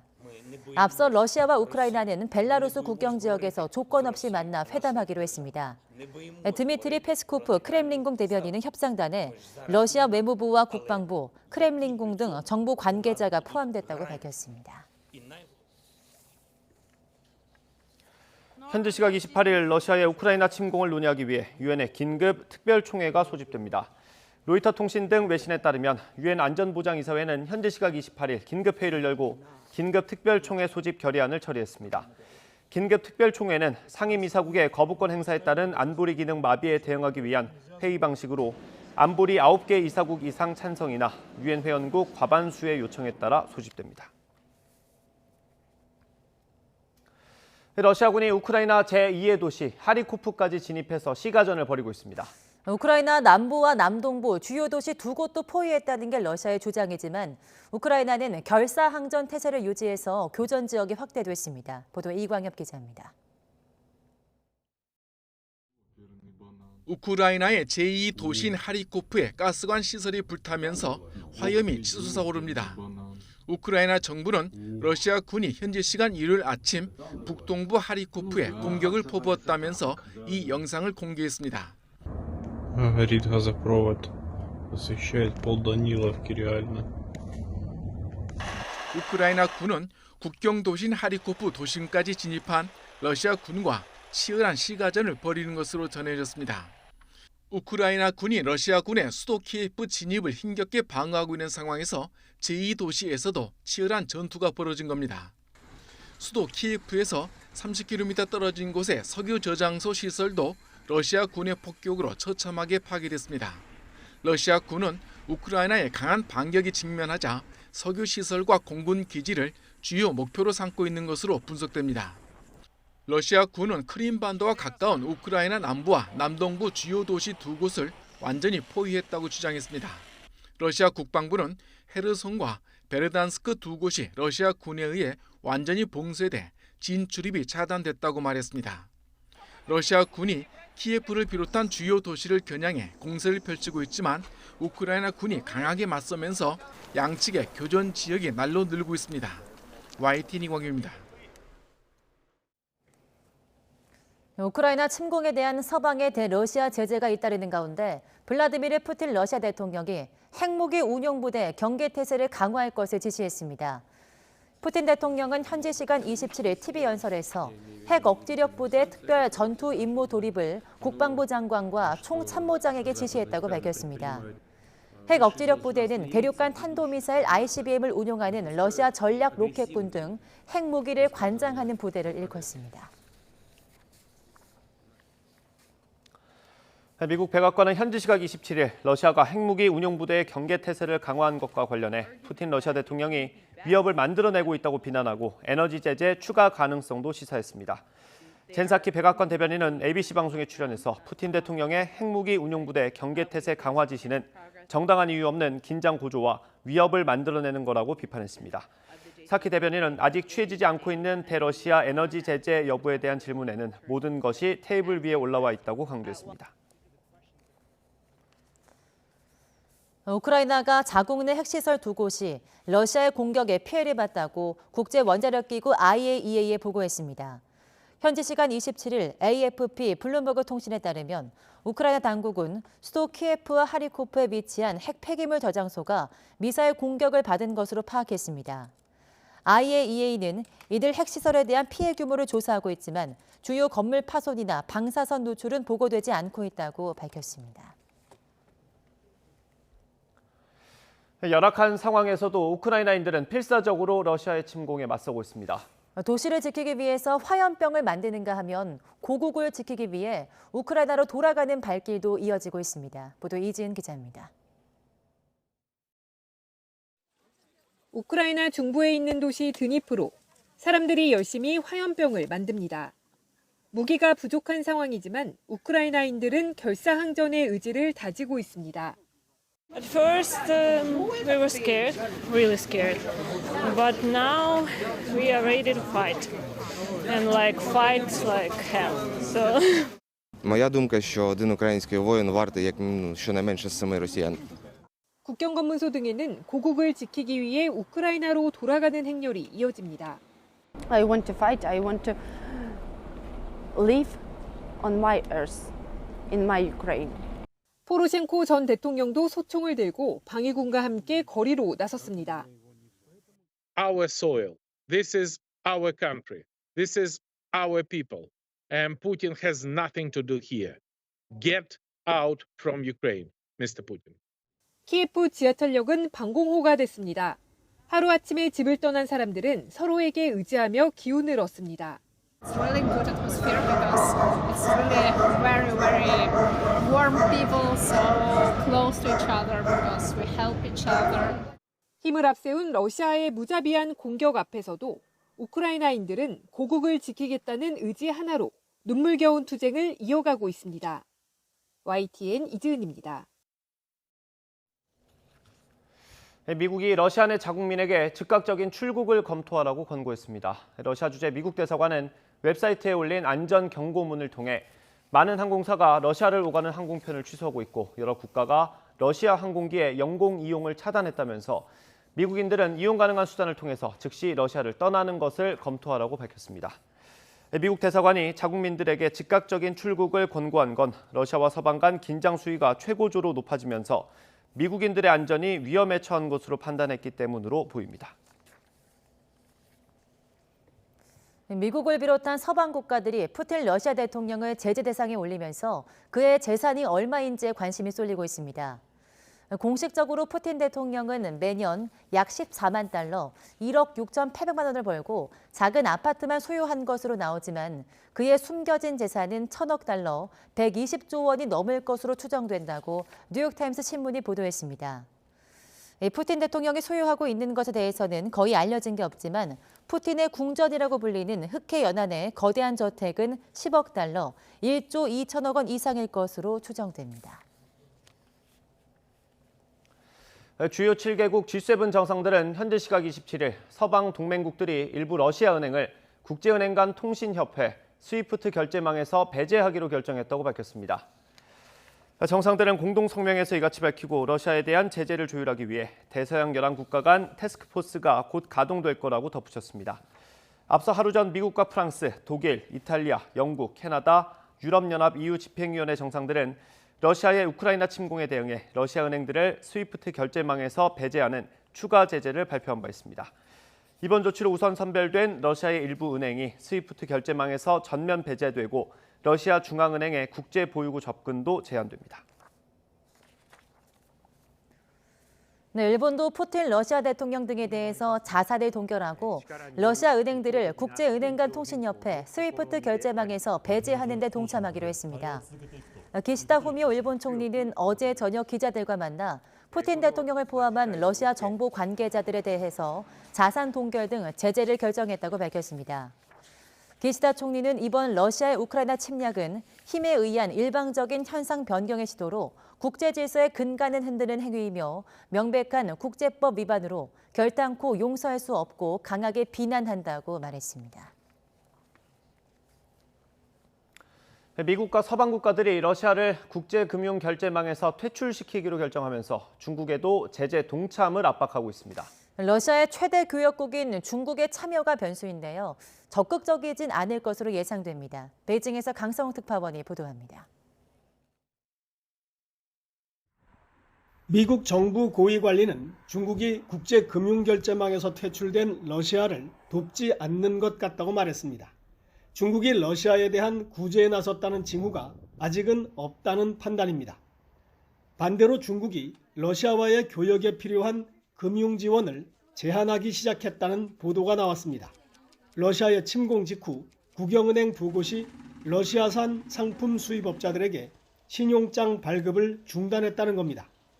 미국 고위 관리는 중국이 러시아를 돕는다면 유럽은 물론 전 세계에서 명성을 잃을 거라고 말했습니다.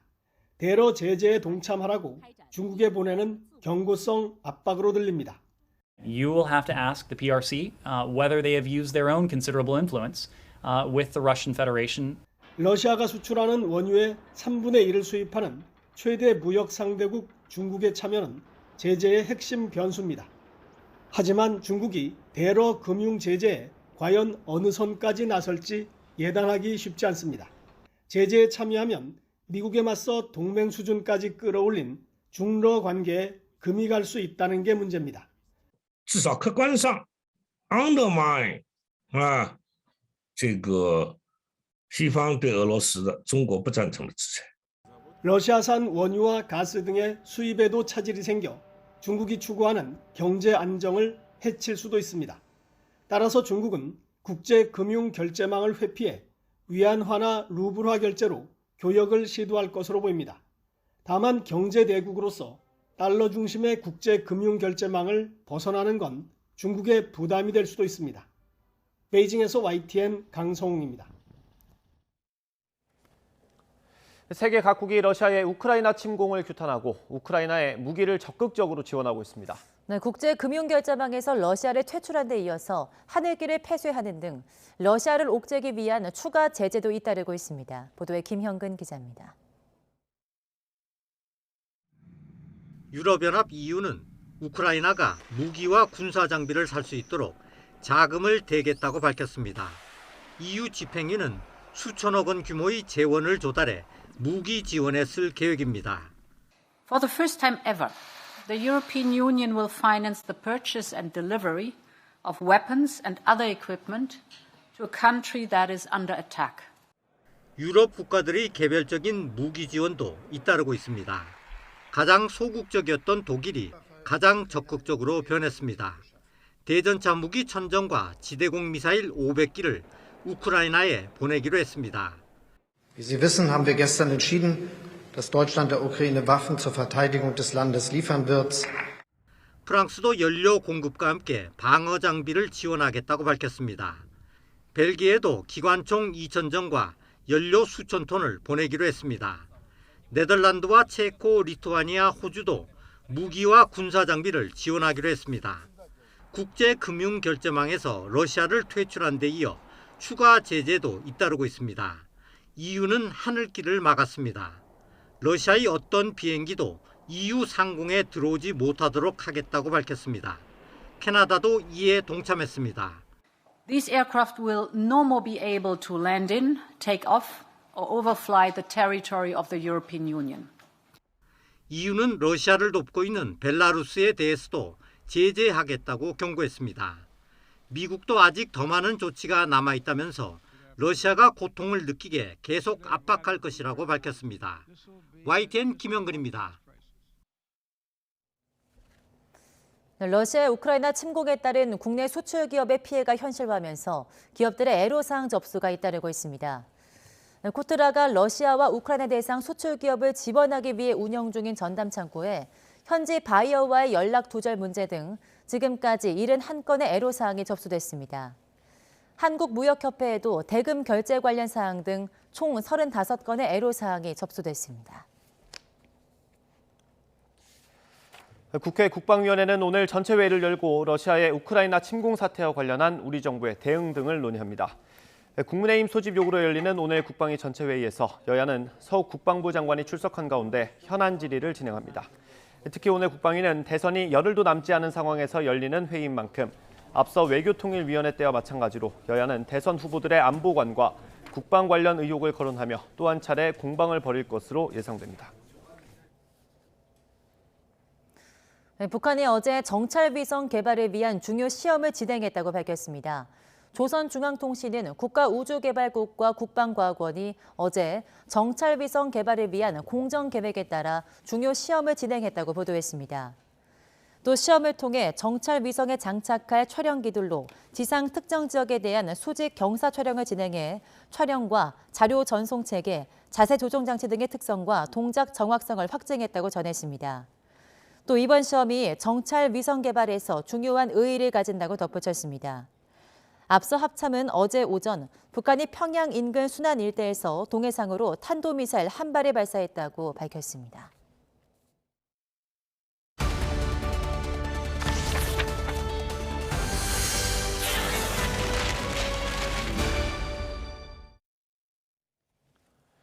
네, 대선 관련 소식 알아보겠습니다. 투표용지 인쇄를 하루 앞두었던 어제 국민의힘 윤석열 후보가 국민의당 안철수 후보 측으로부터 단일화 협상 결렬 통보를 받았다고 밝혔습니다.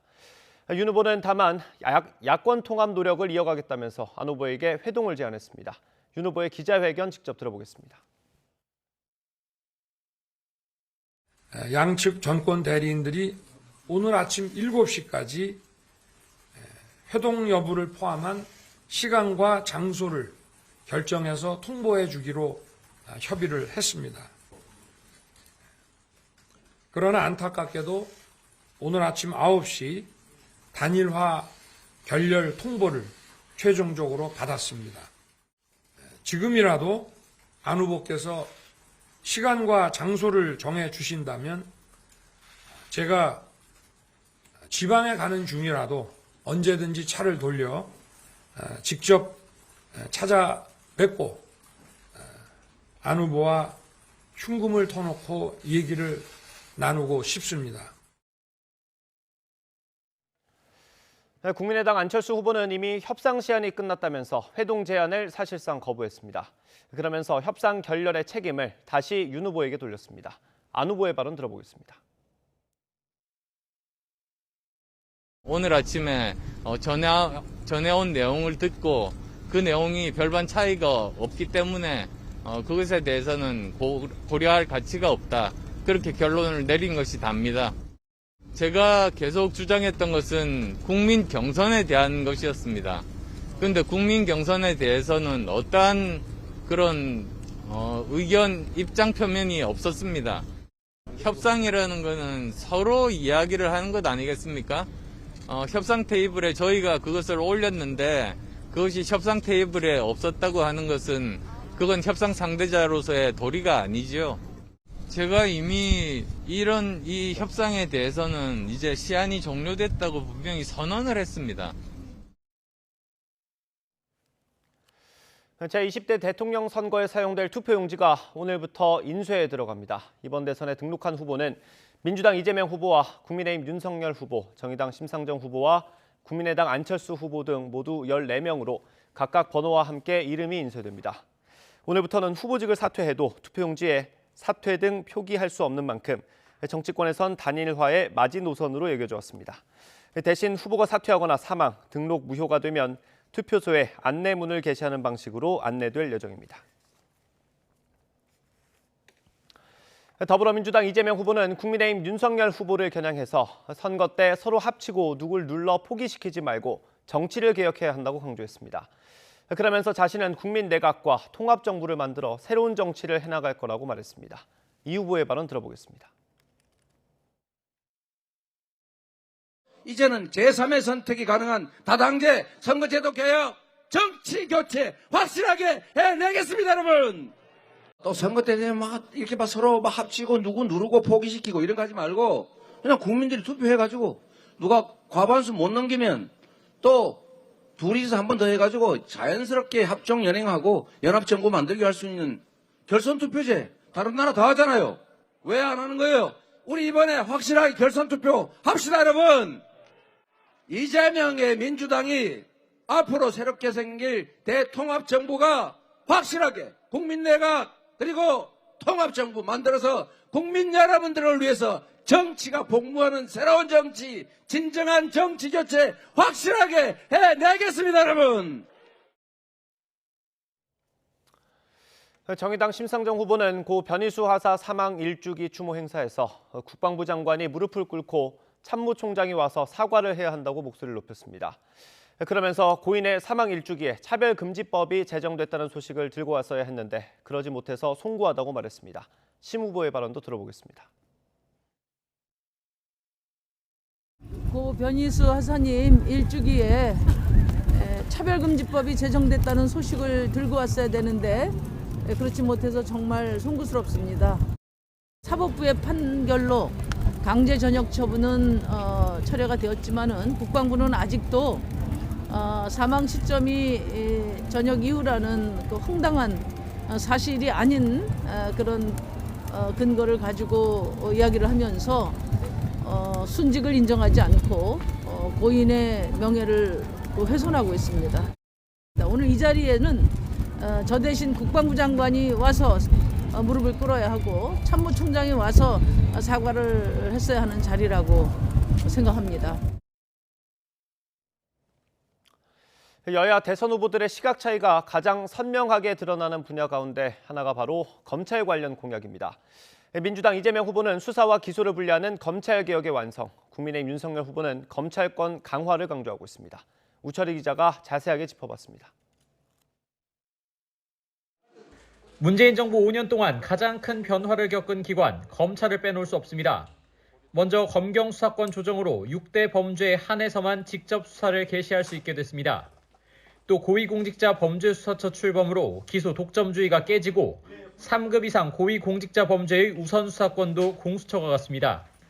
관련법 개정 과정에서 여야 간 대치가 워낙 극에 달했던 만큼 대선 후보들의 검찰 관련 공약도 완전히 상반됩니다. 이재명 더불어민주당 후보는 현 정부에서 끝내지 못한 검찰 개혁을 완성하겠다는 방침입니다. 검찰의 수사 기소권을 완전히 분리하고 검사의 기소, 불기소 재량권에 대한 통제를 강화하겠다는 겁니다. 또 수사 과정에서 당사자들의 인권 보호를 위해 수사 절차법도 만들겠다는 계획입니다. 수사권 다시 확보해가지고 경찰 수사를 잘못되면 지가 직접 수사하고 내가 수사해서 내가 기소하고 이렇게 되면 나라가 어떻게 되겠습니까? 민주공화국을 지켜내고 검찰 왕국 반드시 막아냅시다, 여러분. 반면 윤석열 국민의힘 후보는 검찰권 강화에 방점을 찍고 있습니다. 검찰총장 시절 추미애 장관과의 갈등 요인이던 법무부 장관의 수사 지휘권을 폐지하고 총장에게 독자적인 예산 편성권을 부여하겠다고 약속했습니다. 또 검찰도 고위공직자 범죄를 수사할 수 있도록 하고 경찰로부터 사건을 넘겨받은 이후나 검찰에 고소한 사건에 대해서는 직접 수사를 더 열어준다는 방침입니다.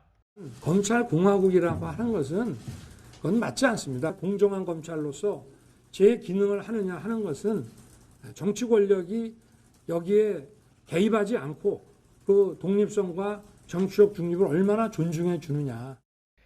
하지만 누가 당선되든 공약 이행을 위해서는 국회 법 개정이 불가피하다는 점이 관건입니다. 민주당의 경우 검찰의 기소권을 완전히 박탈하는 중대범죄수사청 설치를 추진하다 앞서 당 안팎에서 제동이 걸렸고 국민의힘은 의석수 부족으로 독자적인 법 개정이 불가능한 만큼 공약을 최종적으로 이행하기까지 적잖은 진통이 예상됩니다. YTN 우철입니다. 민주당 이재명 후보는 전날 부울경 지역에 이어 오늘은 대구 경북 지역으로 유세전에 나섭니다. 이 후보는 오늘 오전 경북 포항을 시작으로 경주와 대구, 구미, 고향인 안동을 차례로 방문할 예정입니다. 특히 대구에서는 남부 수도권 시대를 열겠다는 의지를 담은 발대식을 열고 지역 유권자의 지지를 호소할 예정입니다. 1박 2일 일정으로 경북 강원 지역을 방문하는 국민의힘 윤석열 후보는 오늘은 강원 지역 유세에 나섭니다. 윤 후보는 오늘 오전 강원도 동해를 시작으로 외가인 강릉을 찾아 지지를 호소합니다. 이후 강원도 속초에서 경제특별자치도 설치 공약을 발표한 뒤 홍천과 춘천을 잇따라 방문해 강원도민 표심을 집중 공략합니다. 정의당 심상정 후보는 오늘 강원도 강릉과 춘천 등을 방문해서 현장 유세를 한 뒤 청년 활동가와 차담회를 갔습니다. 국민의당 안철수 후보는 전북 고창과 정읍, 전주, 익산 등을 찾아 소상공인과 청년들의 의견을 청취합니다. 새로운 물결 김동연 후보는 서울 오목교역에서 출근길 인사를 하고 화곡동 남부 골목시장을 방문한 뒤 명동 성당에서 정순택 대주교를 예방합니다.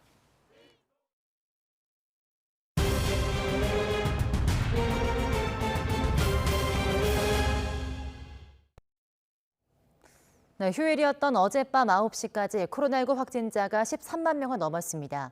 어제 0시부터 밤 9시까지 전국 17개 시도에서 코로나19 확진 판정을 받은 사람은 13만 5,361명으로 그제보다 18,167명 적습니다. 하지만 지난 20일 9만 3천여 명과 비교하면 1.5배, 2주 전인 지난 13일 집계치와 비교하면 2.5배에 달합니다. 재작년 1월 20일 국내 첫 확진자 발생 이후 누적 확진자는 300만 명을 넘어섰습니다. 네, 오미크론 변이 확산으로 코로나19 확진자가 급속도로 증가하면서 누적 확진자가 300만 명을 넘었습니다.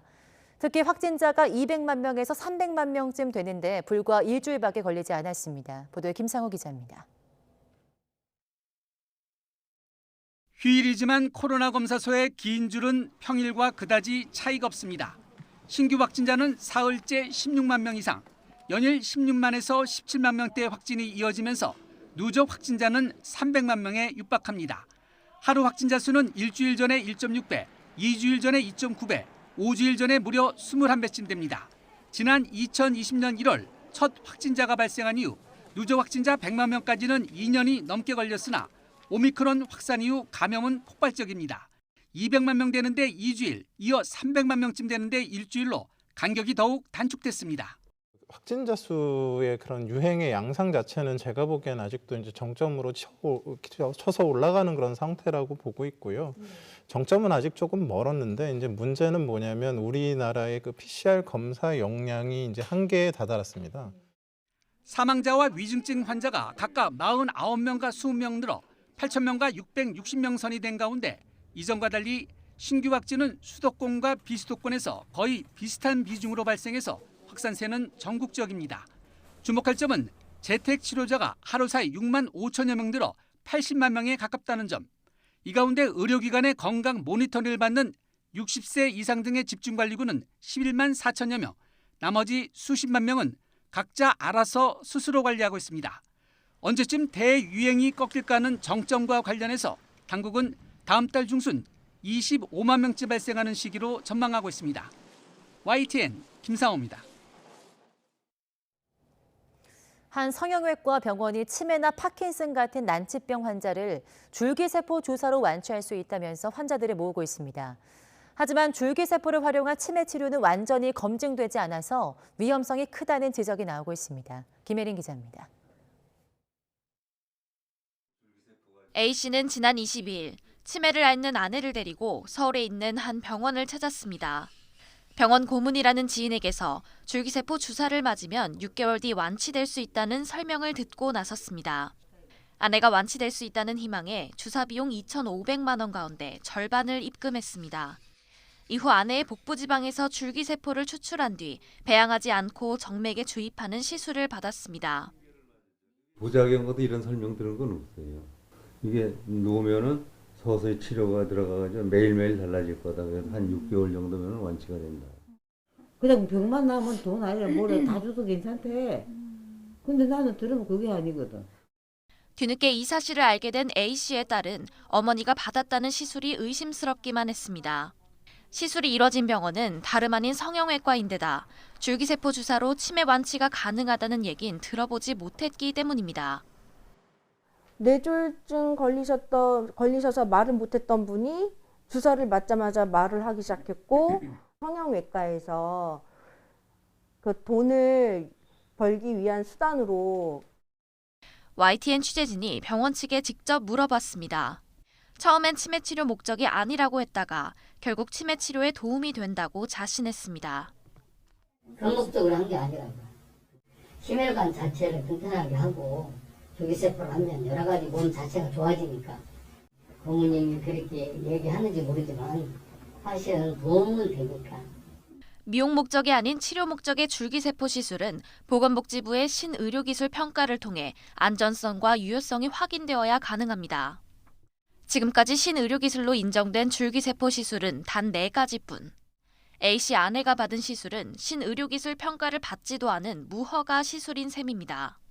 치료 목적의 줄기세포 추출과 배양 과정이 아무 데서나 이뤄지지 않을 뿐만 아니라 치매 치료에 효과가 있다는 임상시험 결과도 아직은 없는 상태입니다. 이런 것들을 가지고 치매 치료에 쓴다, 파킨슨 치료에 쓴다 하는 것들은 굉장히 그 과학적 근거가 좀 부족한 검증되지 않은 치료라고 말씀드릴 수 있겠습니다. 문제는 현행 의료법상 무허가 줄기세포 시술에 대한 처벌 수단이 마땅히 없다는 겁니다. 사기죄를 적용할 수 있지만 병원 측이 치료 효과를 속이거나 부풀렸다는 사실을 증명하는 과정이 필요합니다. 효과가 어떨지 잘 모르는 상태에서 효과를 장담하면서 고액의 시술비를 받는 경우에 사기죄에 해당할 수 있어요. 의료법상으로는 지금 처벌 규정은 명확하지 않고 다만 학문적으로 아주 일반적이지 않은 행위도 하면 행정처분까지만. 지푸라기라도 잡고 싶은 심정으로 무허가 시술에 매달릴 수밖에 없는 난치병 환자와 그 가족들. 이를 악용한 사례가 있다면 보건당국이 적극적으로 나서야 할 것으로 보입니다. YTN 김혜린입니다. 네, 대구 달성군 가창면 주암산에서 꺼졌던 불이 약 9시간 만에 재발화했습니다. 소방당국은 어제 저녁 7시 40분쯤 주암산 7부 능선 서너 곳에서 불씨가 바람에 의해서 다시 살아난 것으로 보고 인력 90여 명을 동원해 진화 중이라고 밝혔습니다. 지난 26일 밤 9시쯤 시작된 불은 14시간 만인 어제 오전 11시쯤 4만 제곱미터를 태웠습니다. 오늘 새벽 0시 50분쯤 경남 김해시 삼계동 침대 공장에서 불이 나 약 1시간 만에 큰 불길이 잡혔습니다. 이 화재로 다친 사람은 없었지만 1000여 제곱미터 달하는 2층짜리 공장 건물 한 동이 불에 탔습니다. 소방당국은 정확한 화재 원인을 조사하고 있습니다. 네, 거제도 인근 해상에서 조업 중이던 70대 선원이 실종돼서 해경이 수색에 착수했습니다. 어제 오후 4시 20분쯤 거제시 지심도 인근 해상에서 작업을 마치고 장승포항에 입항한 30톤급 어선 사무장은 배에 타고 있던 70대 선원 A씨가 보이지 않는다고 해경에 신고했습니다. 네, 프로축구 김천 상무가 포항과 5골을 주고받은 골잔치를 벌인 끝에 3대2로 이기고 시즌 첫 승을 기록했습니다. 전북은 대구와 1대1로 비겨서 2경기 연속 무패를 이어갔습니다. 보도에 김상희 기자입니다. 포항은 항상 저희랑 경기를 하면 굉장히 난타전이 되는 경기가 많았는데 포항과의 경기는 좀 기대하는 바가 많이 있습니다. 예. 김태환 감독의 예상대로 경기는 난타전이었습니다. 선제골은 홈 개막전에 나선 김천의 몫이었습니다. 전반 20분 조규성이 얻어낸 파울이 VAR 판독 결과 페널티킥으로 인정받았고 조규성이 직접 차 넣었습니다. 김천은 불과 6분 뒤 서진수가 상대 수비가 걷어낸 공을 추가골로 연결하면서 2대0으로 앞서갔습니다. 포항의 추격도 만만치 않았습니다. 전반 41분 팔라시오스가 추격골을 넣더니 후반 16분 허영준의 헤딩골로 경기는 순식간에 2대2 동점이 됐습니다. 하지만 김천은 후반 25분 정현철이 결승골을 터뜨리면서 5골을 주고받은 공방전을 마무리했습니다. 개막전에서 우승 후보 울산과 무득점으로 비기면서 강한 인상을 남겼던 김천은 2년 만에 복귀한 K리그1 무대에서 첫 승을 신고했습니다. 디펜딩 챔피언 전북과 지난해 3위 팀 대구는 후반 한 골씩을 주고받아 1대1로 비겼습니다. 전북은 후반 26분 김보경이 선제골을 넣었지만 8분 뒤 대구 고재현에게 동점골을 허용해 2연승의 기회를 놓쳤습니다. YTN 김사혁입니다. 한 주의 시작인 오늘도 봄처럼 포근한 날씨가 이어지겠습니다. 현재 서울 기온은 영상 3.7도로 추위 걱정은 없는데요. 낮 동안에는 서울 기온이 영상 11도까지 오르면서 예년 기온을 3도가량 웃돌아 포근하겠습니다. 다만 일교차가 크게 벌어지니까요. 옷차림에 신경 써주시기 바랍니다. 오늘 전국 하늘 구름만 많이 끼겠고 대기질도 청정하겠습니다. 오늘 전국의 미세먼지 농도가 좋음에서 보통 수준을 보이겠습니다. 다만 메마른 날씨는 계속되겠습니다. 동해안에는 건조경보가, 충북과 영남, 전남 일부 지역에는 건조주의보가 발효 중입니다. 최근 산불 등 대형 화재 사고가 잇따르고 있으니까요. 불씨관리 철저히 해주시기 바랍니다. 오늘 아침 출근길 큰 추위는 없겠습니다. 현재 서울 기온 영상 3.7도, 광주 영하 0.4도, 대전 영하 0.5도를 보이고 있습니다. 낮 기온은 예년 수준을 3에서 5도가량 크게 웃돌면서 포근하겠습니다. 서울 11도, 대전과 부산 14도, 광주는 16도가 예상됩니다. 3일절인 내일도 예년보다 포근한 날씨가 이어지겠지만 오전까지 전국 곳곳에 비나 눈이 내릴 전망입니다. 아침까지 중부와 호남 내륙에는 짙은 안개가 끼는 곳이 있겠습니다. 차간 가격을 넉넉히 두시고 속도를 줄여 안전운전 해주시기 바랍니다. 지금까지 서울 상암동에서 YTN 윤수빈입니다. 이상으로 굿모닝 YTN 마치겠습니다. 잠시 후 YTN 24가 이어집니다. 시청해주신 여러분 고맙습니다.